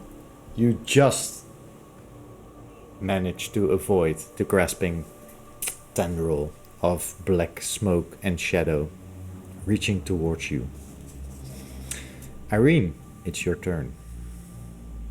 So she takes this viol and she's looking at Ortman, and then she looks at like outside the window with all like the darkness creeping in, and she goes, I think he's right about me. I think this is my fear doing this. And she starts trying to play the viol.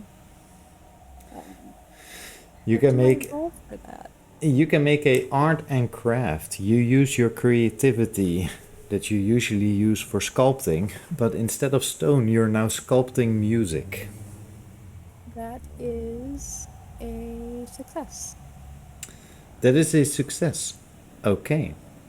The tendrils seem to back off everyone as the walls around the corner seem to reappear again, and the void and shadow are retreating towards the window.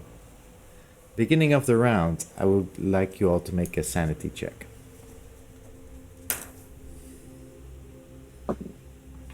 It's a pass. Yes. Fail. Pass.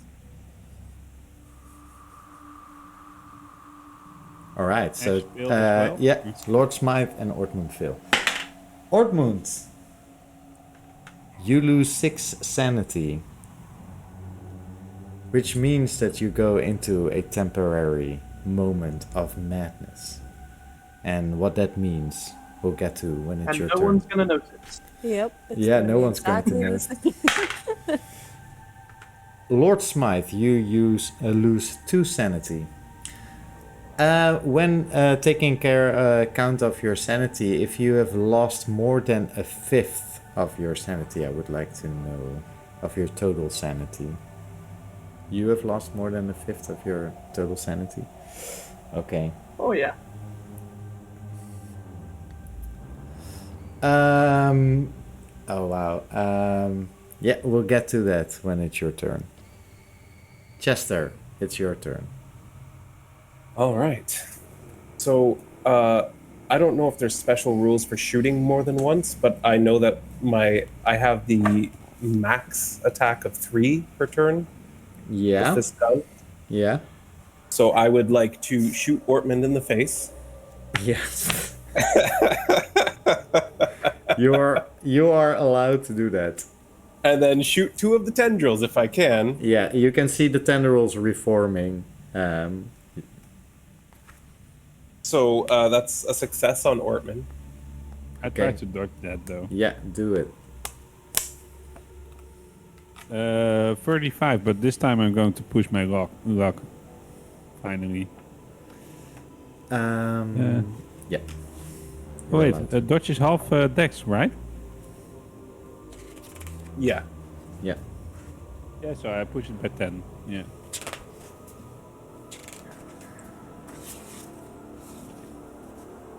My luck. Wait, what was luck again? How much luck do you have at the start? If somebody else can ask it. Says, I don't recall, but it should be on your sheet somewhere. what is Yeah. the area? I didn't put it down. I imagine you'd have 10 at least. This is your first time using it, right? Yeah. Yeah. I'll look it up, but I'll subtract 10 and dodge the bullet. Yeah, luck is a stat that you roll. Oh yeah, it was. I rolled for this. It's like 3d6 times 5 or something? Is that the one? No. Sorry, I'm trying to find something else. So if somebody And I had 50. can help I out had there. 50. No, I had 50, I remember. So I now have 40. Yeah.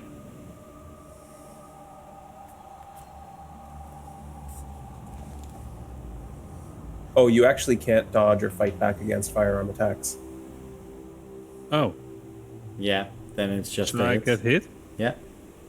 Get shot in the face. Now that you say it, I remember reading that. It's like, Yeah, you get shot in the face, Ortmund, because firearms are not knives. And he brought a firearm to a 10-roll fight. and we thought we wouldn't need it. Better You to thought have it you and wouldn't not need need it. it than to need it and not have it. That's all I'm saying. He already did the exactly what damage I hoped he would do, so... Oh, so the damage is 6. So the shot hits me in the face, and part of the right side of my face gets blasted away, and you see these teeth coming through, and this muscles still stretching across my mouth, and Like, I spit out the blood towards the side as I say, "Why?" You tried to kill Irene repeatedly. Does he then fall dead, or is he still standing there? Yeah, I'm gasping for air. So. All right, I'm He's gonna still- shoot him again then. Alright. No, you did 2 on the tendrils. I haven't shot the tendrils yet. Oh man. If Yeah, my first shot's not put, I'm sorry, Jasper. I love you, but Yeah, go this for character it. needs to die. After everything he said this session about women, he surely needs to die. yeah, we decided this before we even entered this game. All right, second shot was a miss, Ah, yes. but the third one is a hard success. Yeah. Alright, roll for damage. 10. So as I yell, "Why?" The second bullet gets into my mouth and pierces my brain from the inside out, and through my skull, the brain matter splatters across the scene. And the final thing I just say is, "Mother," and then my head slumps to the side as tendrils grab onto me and start pulling me away, leaving gushes of blood like a stretch thing across the wooden floor behind. Yeah. Alright, and as Ortmund I'm collapses to... dead as I don't know what Ortmund collapses to the floor, dead, you can see more tendrils being reformed and slowly making your way towards the 3 remaining people in the room. Lord Smythe, it is your turn. I'm going to... You had a bout of madness, so I'm going to roll. Oh no! Am I have to shoot him too? You just blinked your eyes and have no idea what you're doing in this room and what's going on, as you've lost the past 2 hours in a fit of amnesia. So I'm holding a chair. Yeah, you're holding a chair. You can see some dark shadows, but you might not even be focused on that. You might be focused at this point at Chester I know. that had just shot Ortman's brains out. I know exactly what's gonna happen. So I take the chair and I bang it down in between myself and Chester. And I reach down and pull up one of the teeth that's now lying on the floor. And from my back pocket out comes a deck of cards. And I put the tooth in the center of the chair, and I take 3 cards. and I put them down over the top and start flipping them around. I say, step up, step up. This is John Fletcher's game of find the tooth. Come on, ladies and gentlemen, find the tooth, find the tooth. It's over to you. And That that's my took a turn. sharp turn. I have no idea what that was What a going roller on. coaster. That's your turn. Drive fast, guys. That's That's it. all I wanted. All right, you can make. Let's see how well you're doing on the. I can actually make a sleight of hand roll for Yeah, how good please, I am. please do that. And I would like Vix and Shanks to make spot hidden because they might be able to win this game. I mean, I honestly don't care where the tooth is, but I'll try. I failed. I rolled a 33, so I'm quite good at this. I passed. So you rolled a 33. Did you? And you also had a regular success. Yes. Yeah, you can clearly see where the tooth is at because, like, it's on a flat surface and like one of the cards is like this Yeah. because there's a tooth on it. But it doesn't matter. Oh, well, lady wins. I flip you a 10 franc coin What are you and then start doing? playing again. And then start playing again. Play the damn Clearly, cello. Just play clearly, the damn this cello. person has lost his mind. But 3 tendrils are now reaching out for you. First, Lord Smythe. Make me a dodge roll.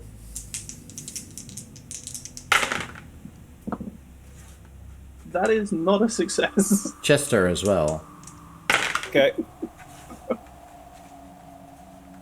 That is a hard pass. You failed, Lord Smythe. Yes, quite Yeah. considerably. Yeah, so one of the tendrils wraps around you and you are currently unable to move. You had a success, Chester? Had a hard success, yes. Yeah, so you dodge tendril, nothing happens. Irene, the tendril just doesn't reach you just yet, and it's your turn. She is. Yeah, she's just gonna shout at Chester. The tuning fork's in my pocket as she continues to play this song. Yeah, she just. I don't know what she wants to do other than Yeah. keeping things at bay. So until she roll goes. another art and craft for me. That is a 35. That's a hard success for me. I would like you to roll 3d10. Okay.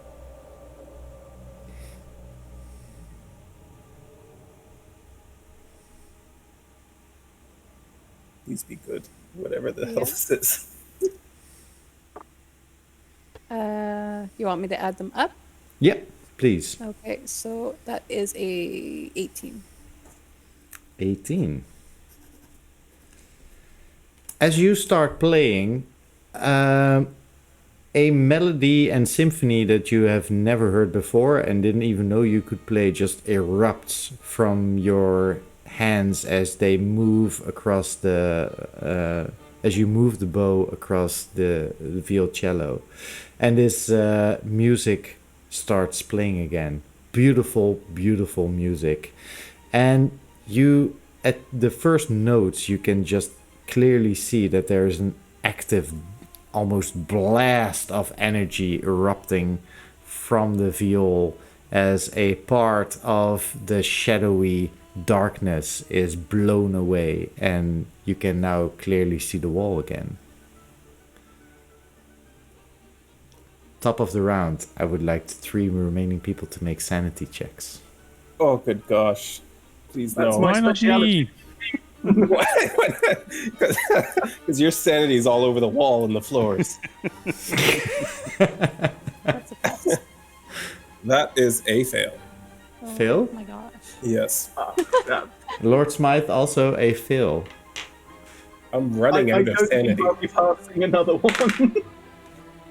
Lord Smythe, you lose 3 points of sanity. Wonderful. Chester, No. you lose 5 points of sanity. I believe that brings me up to a fifth of my total sanity. Yeah. All right. And it is also your turn, so I'm going to immediately roll. And for those of you that are watching, I know we are taking the rules lightly at some points. But It's too much fun, man. we're having a lot of It's fun. going exactly the way that we wanted, right? Chester, this is just too much. Yep. You just shot a innocent musician, then shot a very, very crazy and unfriendly psychologist. But this darkness, it just takes your mind, and there's only one thought left in your head, and that is flee. Run away. That actually checks out with his character. And that's, and that's what you do. And you are, if anything, very fast. Does he actually get away, like going down the stairs? Because I know that we You're couldn't see the running. bottom of them anywhere. You're running down the stairs. Okay. All right. You are running down the stairs. Yeah, you hear him yelling, "Oh, fuck this!" Um, Get that bag of Cheetos. oh, that's the wrong one. It's the wrong game, Ash. No, I was rolling a wrong dice. You're fine. You're running down the stairs.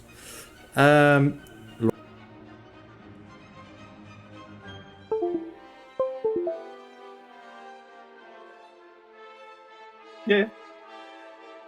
No? I'm, Oh, what am I my doing? my microphone is Oh, in you're, USB port. Can you hear me again? Yeah, you're cutting Yeah. it out. Cutting in and out. Can you hear me now? Yes. Yes. Okay. My microphone was cutting out because of this USB extension thing that I'm using probably. Anyway, Lord Smythe, Call in his pocket. it is your turn. Yeah. It is my turn. I'm temporarily not insane. You are grabbed by one of the tendrils. You forgot everything. You lost some sanity now, but you are grabbed by one of the tentacles, and you can try and get away from it or free from it. So you can either try and use your dexterity or strength to get from the tendril's grasp, or maybe you don't actually believe what's going on here and might use some sort of psychology or mental power or endurance to get free. Whatever you want. So it's just grabbed me round the waist. Yeah. Yeah. So my hands will be free. Your hands are free, but you... Yeah. And I'm holding A deck of cards.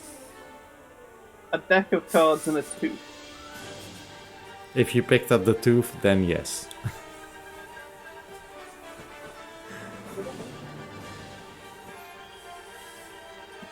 The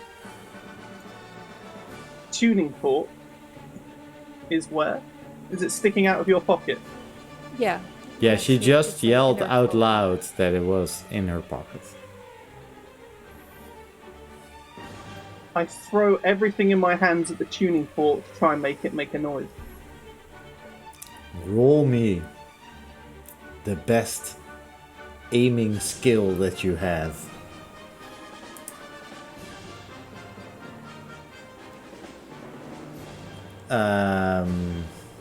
So that would be firearms handgun.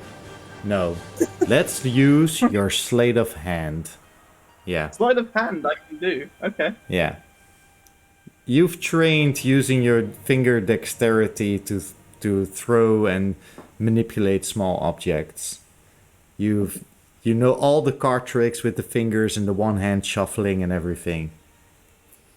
So I just rolled a 14, which is a hard success. So I think what I do is exactly what you just said. I just flick one of the cards off the top of the deck straight at the tuning fork. All right. Yeah, it works. The card hits the tuning fork and this clear tone erupts from the tuning fork. And I would like you to roll 1d10. 1d10?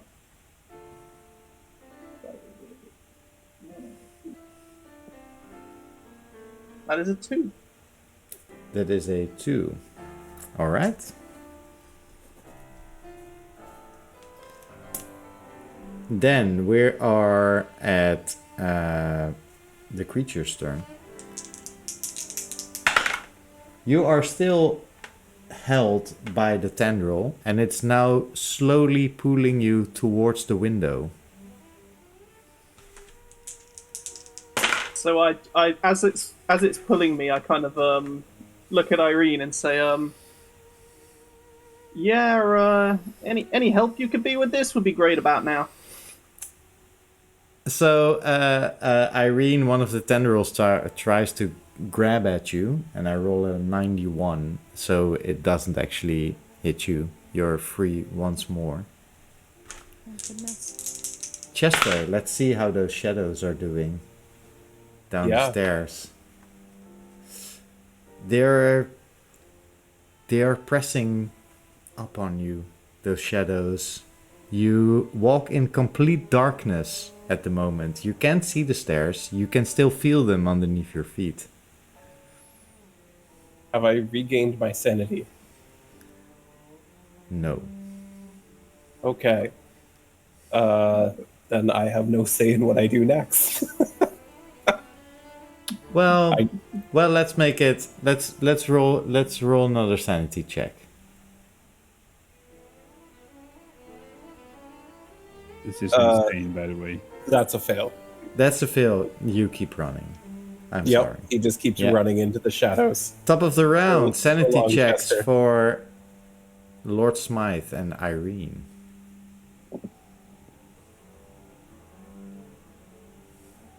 Oh, that is a pass. I rolled a 12.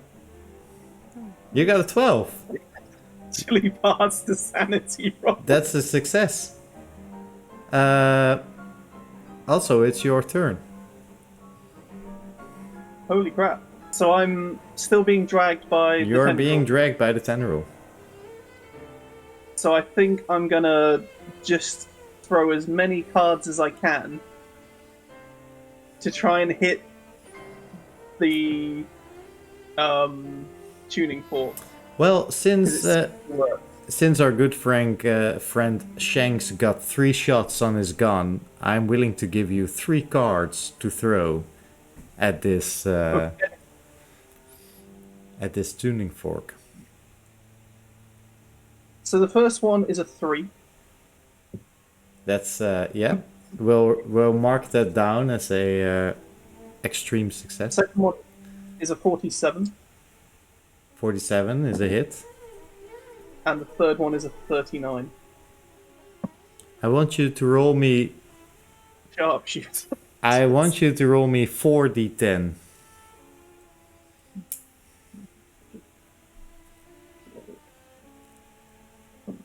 Uh,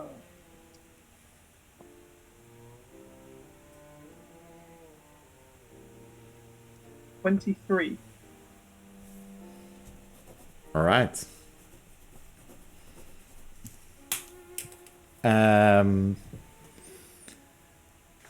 Tendrils. I don't seem deterred by the tuning fork.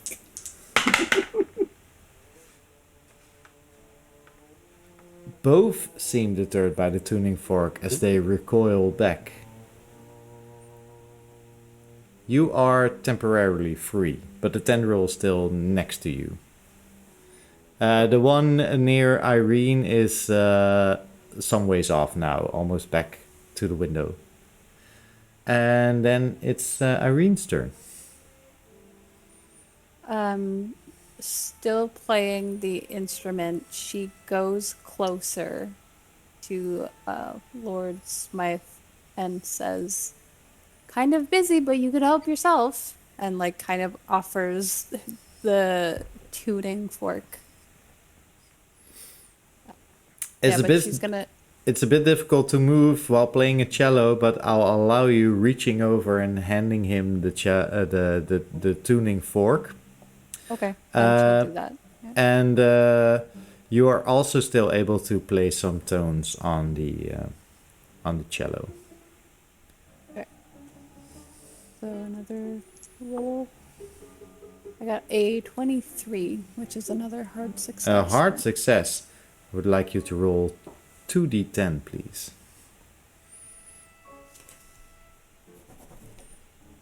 Uh, 13. 13. Okay.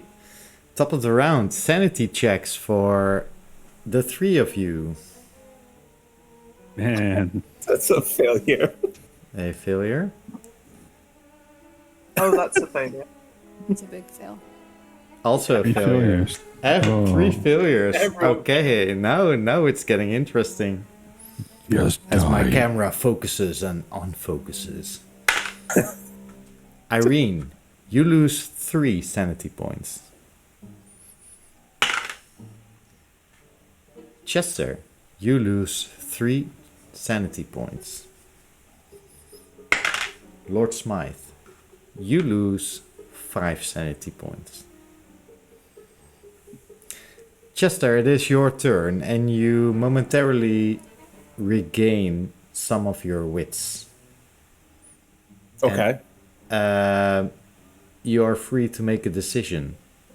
Either you keep running down the stairs through this darkened, shadowy staircase. You can't see anything, just complete darkness.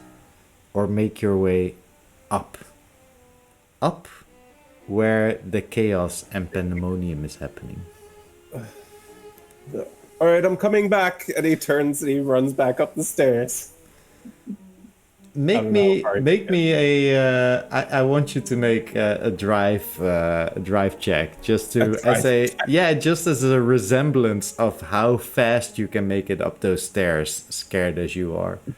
A regular success. A regular success.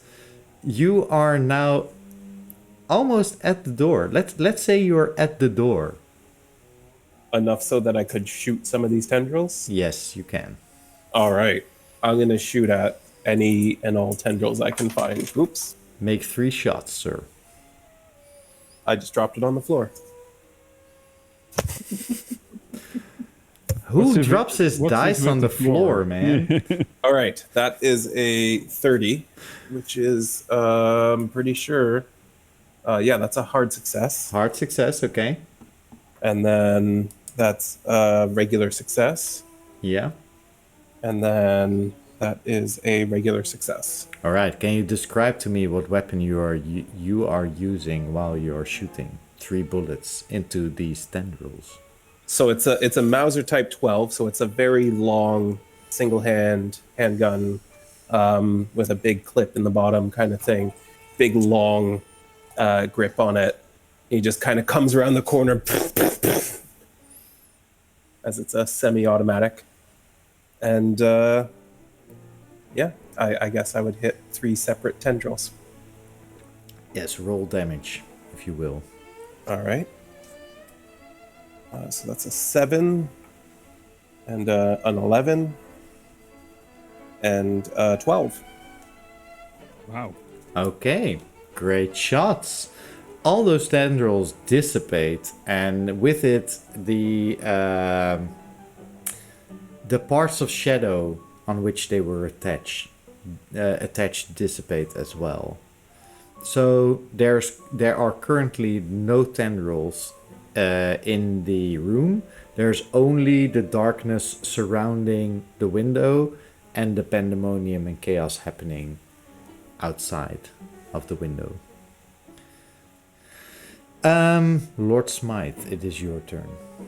He just like kind of calls in, "Sorry, I'm late." Just shut the window. This will all be over with. Can't get in anymore. I lost 5 sanity, and that's taken me below my next 5th. I'm going to roll for you. Thank you.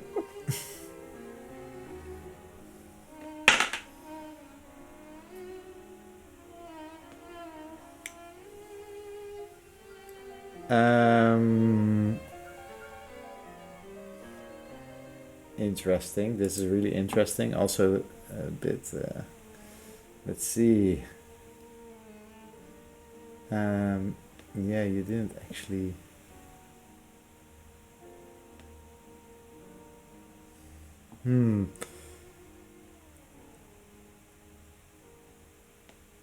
It says here, Ashley Gibson, that your ideology and beliefs are manifested in some crazy way. So I'll leave it up to you how that manifests, as you haven't given me a clear clue on your character sheet. Lots of alcohol. I think that's a good one. You take to the bottle and you just drink. Drink, drink, drink, whatever you have. Thank you. So Jasper. I am aware that Chester has a hit flask. I have a hit flask. And so I think what I do is just grab mine, upend it into my throat, and I'm going to make a sleight of hand check to see if I can reach out with my other hand and just take his as well and start drinking that. Go for it. Go for it. And that is a fail. But it's a 60. My sleight of hand is 60, so I'm... You know what? I don't think we need luck, so... 1, 2, 3, 4. Let's Famous spend last 4 word. luck just to make sure I get drunk. Sure, yeah. You get super drunk. Like, almost instantly. This feels so good. You almost don't even know what's happening in the room anymore. I think I'm going to sit in the corner and sing a song about a happy pig. Yeah. The darkness creeps back into the room, starts to cover the walls again, and tendrils reappear as they reach out and try to grab you. Irene, it is your turn. Do the tendrils seem to be coming from the window specifically? Like if she were to back up to the other door that Chester came in through, then she would be further from them? Yes. Normally, yes. Currently, the walls are covered as well, and tendrils are coming from there as well, but it's the wall opposite from the door where Chester is standing. So moving towards Chester would mean moving further away from the tendrils, but you have seen that the movement of these tendrils almost seem to defy space, as it were. Okay. So Then distance might not mean as much as you think right now. Okay, then she's gonna keep playing.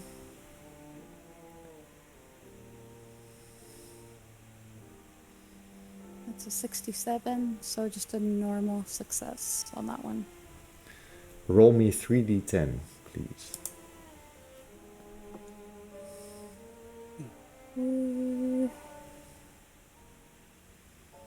25.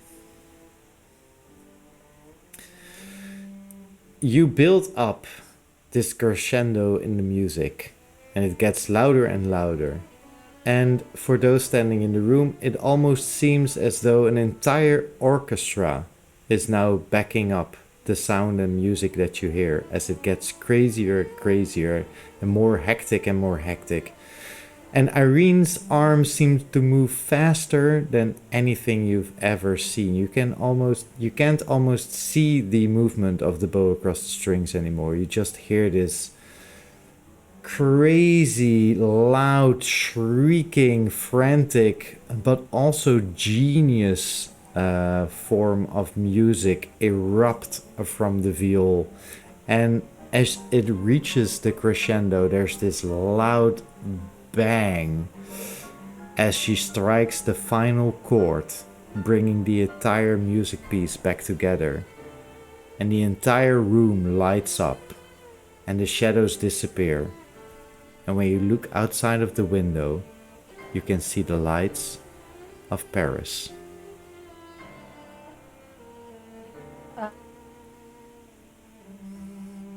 You have seeing that she closes her eyes and she keeps playing even though she doesn't need to. Like, she's just kind of trying to comfort herself now at this point. Irene, I do believe you've done it. They're just like tears of relief streaking down her face. I don't know what I've done though. And she finally just stops playing the music.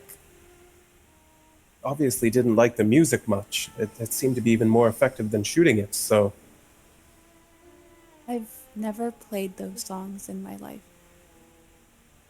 Well, let's chalk it up to natural talent then, shall we? I think I look across and I just say, "Shh, I'm trying to sing a song about a pig over here." You just fall over and pass out, drunk, in this room. Chester and Irene, you look at an empty room, candle lit, 2 dead bodies on the floor, and 1 unconscious by consuming too much alcohol. What do you do? I say...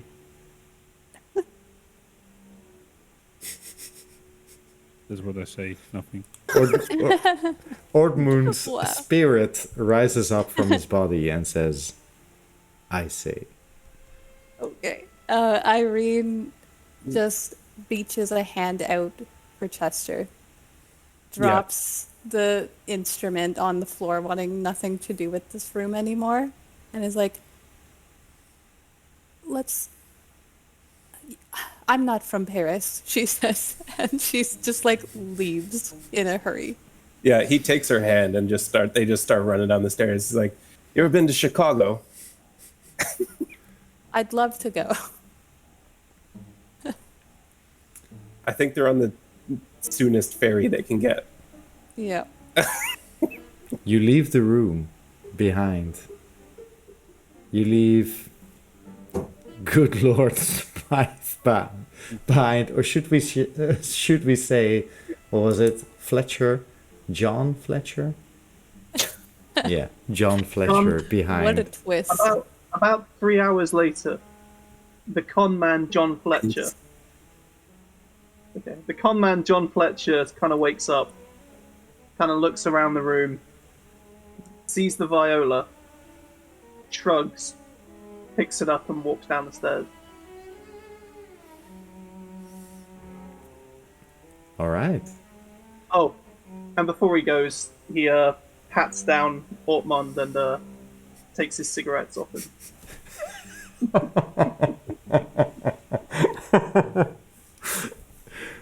What Amazing. What else does he find on your corpse, Jasper? Do enlighten us. Well, the scalpel is lying somewhere in the room, and some change, and nothing very special. Oh yeah, the medallion with a picture of. Yeah. My mother, I think. Yeah, I No? think you said your mother, right? No. Yeah. No, I think it's. Wait. I can't remember. Well, the medallion. The medallion I bite to see if it's gold. It is. So I just pocket it and walk out along with the viola and his And you have cigarettes. the viol. Okay, Chester and Irene, you get in the car, his modified Ford model, and you really ride off into the sunset.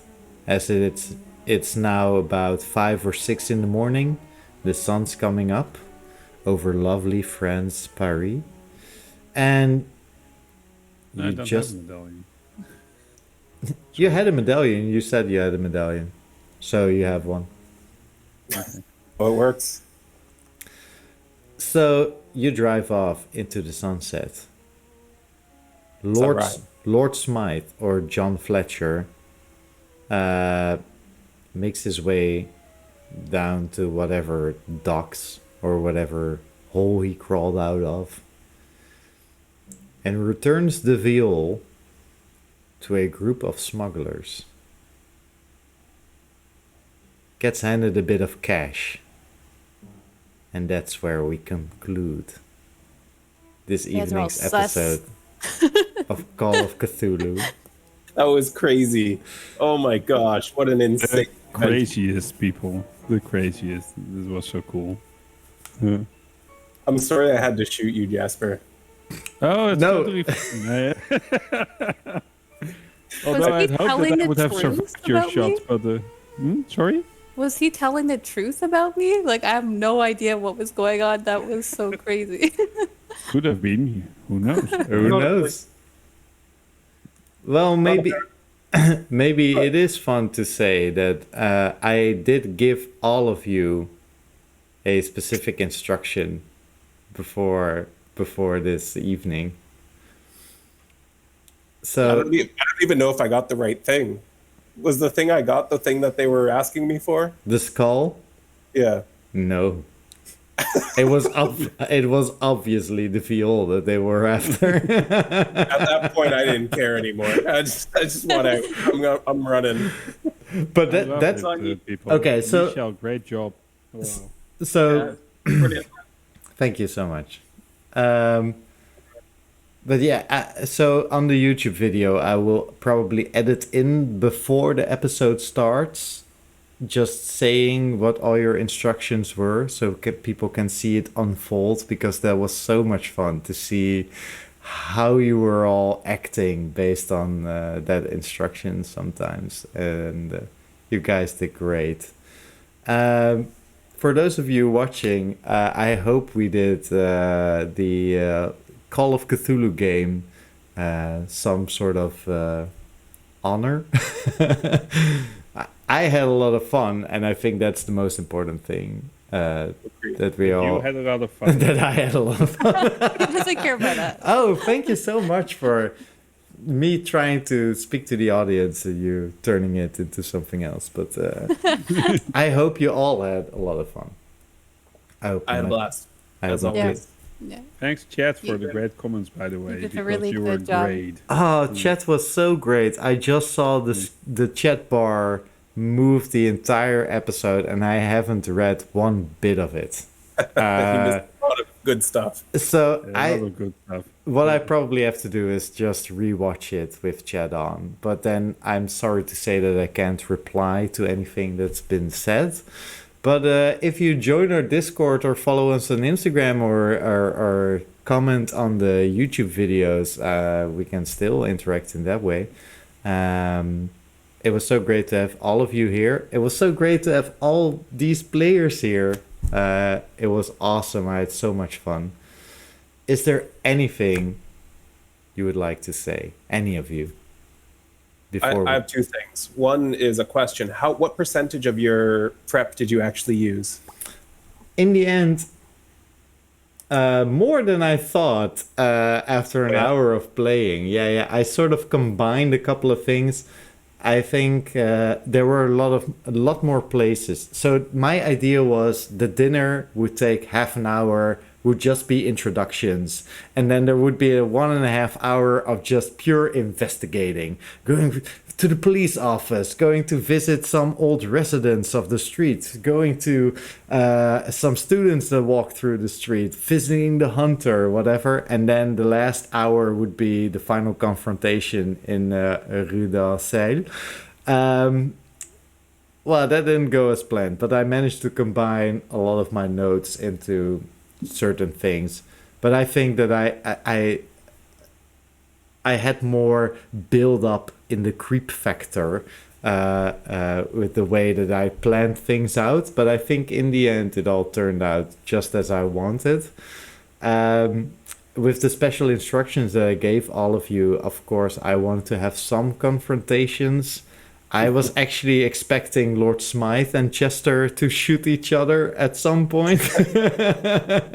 But to have Chester shoot Ortmund like on the first turn of this encounter was just pure great. joy. Yeah, To be fair, I threatened him first. yeah. No, yeah, To it stay was. back and he didn't. Yeah, so then it I was- shot him. It was So- amazing. It made it. That is asking about the instructions at the moment. Yeah. Oh yeah. So I if, have to feed my kids, but I'll be back. yeah, so if you would all like to say your instructions, then go. Maybe So you should go I first, start? Ortman. Yeah, Ortman goes Yeah. first. So my instructions were that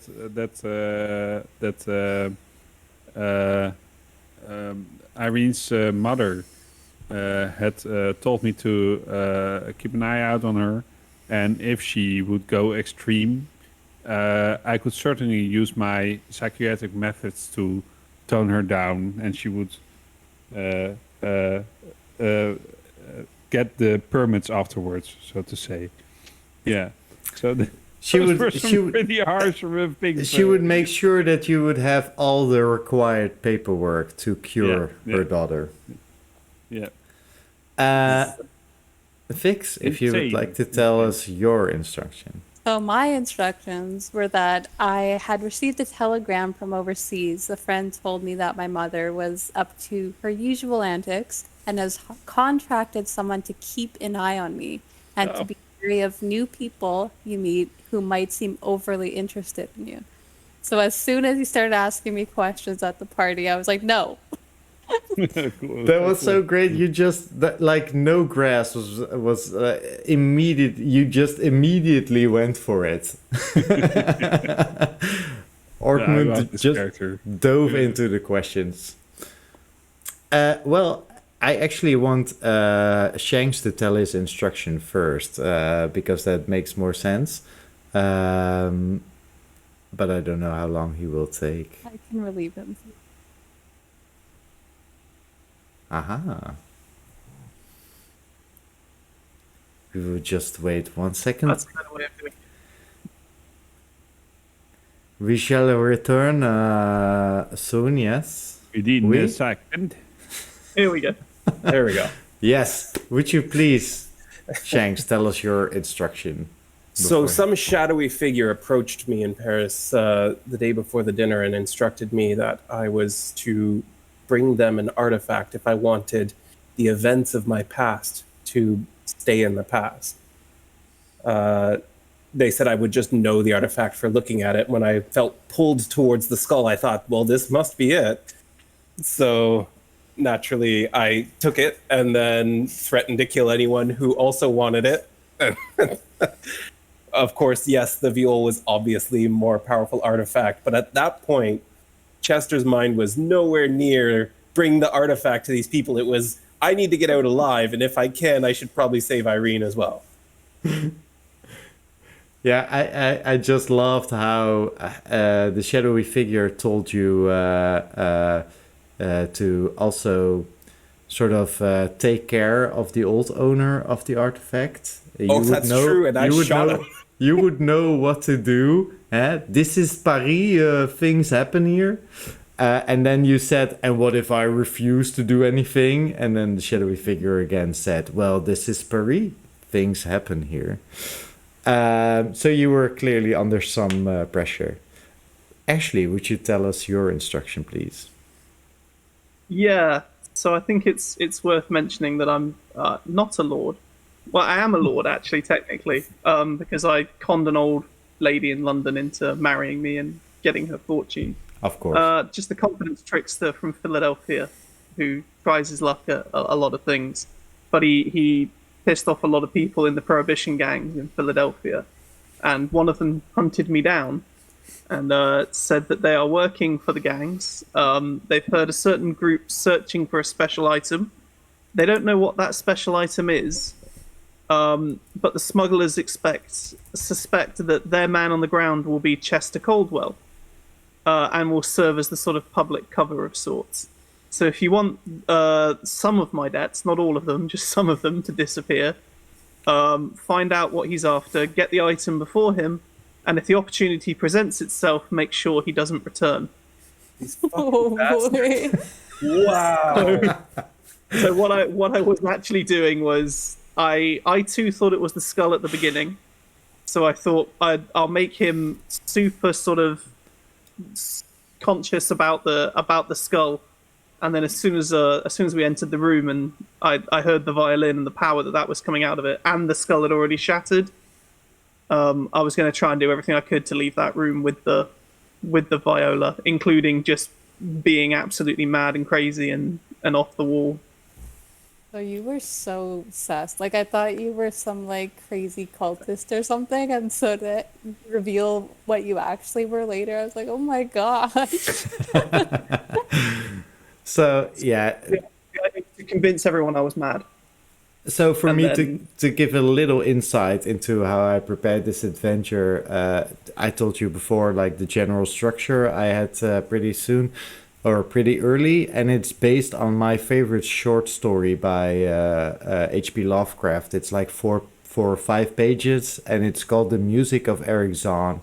And it's about someone that moves into this apartment building while he's studying, and he hears this music and gets really interested, meets Eric Zahn, and at one night he enters the room while Eric Zahn is playing, and this vastness just appears, and Eric Zahn seems to be the only one between eternal doom and, normal life, protecting everyone. And I really love that story, so that was the main point for me.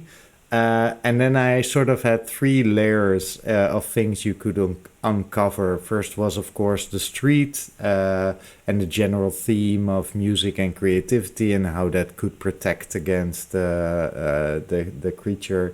The second one was... the second one was actually the whole theme of creativity and how that could protect you. So the first one was just about finding the street, when and where. The second one was that creativity could protect yourself and how you could possibly fight this monster. The third layer that I had built into this, which you uncovered sort of pretty early by finding that skull, was that Pascal, so not the lord and lady of the house, was actually a leader of a cult, very interested in getting this powerful item. And you could have uncovered more about that cult, depending on what choices you would have made.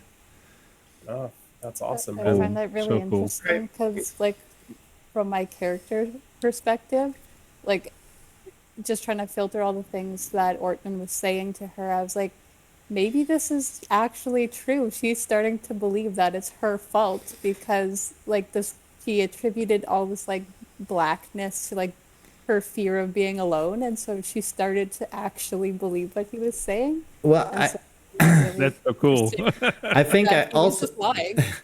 So based on this, I think I also have to mention that since you were the only artist in the group, I really had you as the main character. You were really the only one that could have used the viol and saved everyone. And I said earlier that I didn't read chat, and I didn't, but sometimes something caught my eye. And one thing was that somebody said, I can imagine how this is ending, and it's ending with Irene sitting all by herself, taking over the place of Eric Zahn and fighting off the darkness every night by herself with the viol, which also lined up perfectly with your character sheet where you had said that your greatest fear was being left alone. And I thought that would have been like the mind-blowing ending for me, at least, where I was like, yeah, everything lines up. But now you are actually free with Chester. And the viol is still out there, so now it's up to somebody else to maybe pick it up. We don't know what's going to happen. This ended surprisingly similar to the other campaign Chester was in, with a psychiatrist having been shot by someone in the party, the cultists having been defeated, but the artifact still remaining in unknown hands, and Chester rides off with the only woman involved in the whole situation. Back to Chicago yet again. Well, That's so cool. that's so cool because I mean it has all been up to the dice, right? I had some ideas of things that could happen, and it depended all on what you guys would be doing. I had one encounter that you could have gone to, which was one drunken student that went into his building, into his room, and actually stole his original bow.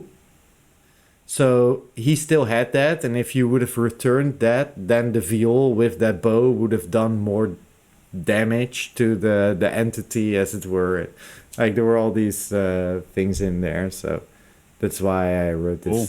Instead, we were a train wreck for 3 hours. Which was great. I had so much fun. Like that's the thing, right? You always know, and I always know that I might over prepare some things, but I'm also very able to just let it go and let things proceed as they were. And I had so much fun. You guys, you were all great.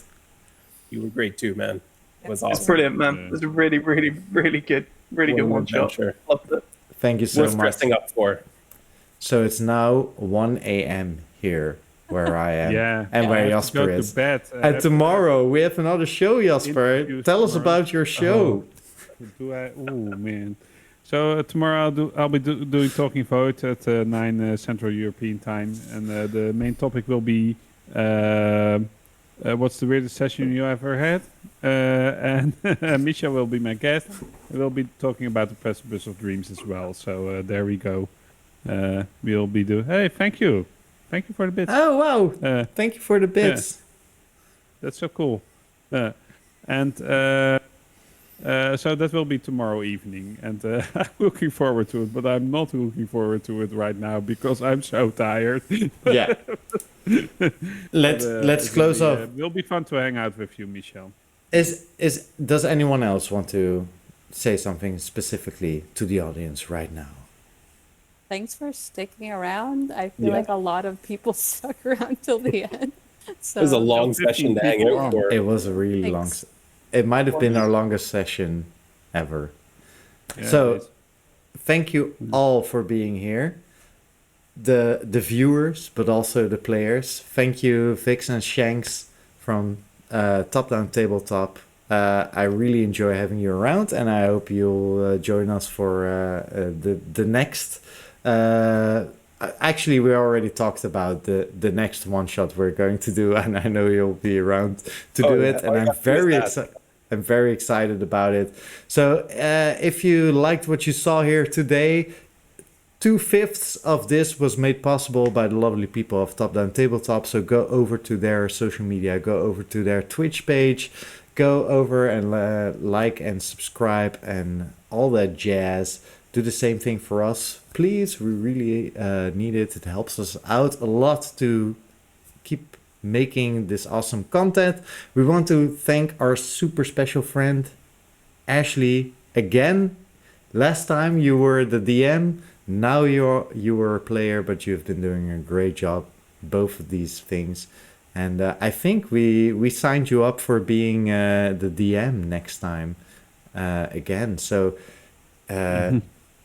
he has you can't follow him. He is a myth, a legend, a hidden in obscurity, and so he shall remain. Perhaps. A great old one, yet unknown. Yeah. You know, I just show up where I'm needed.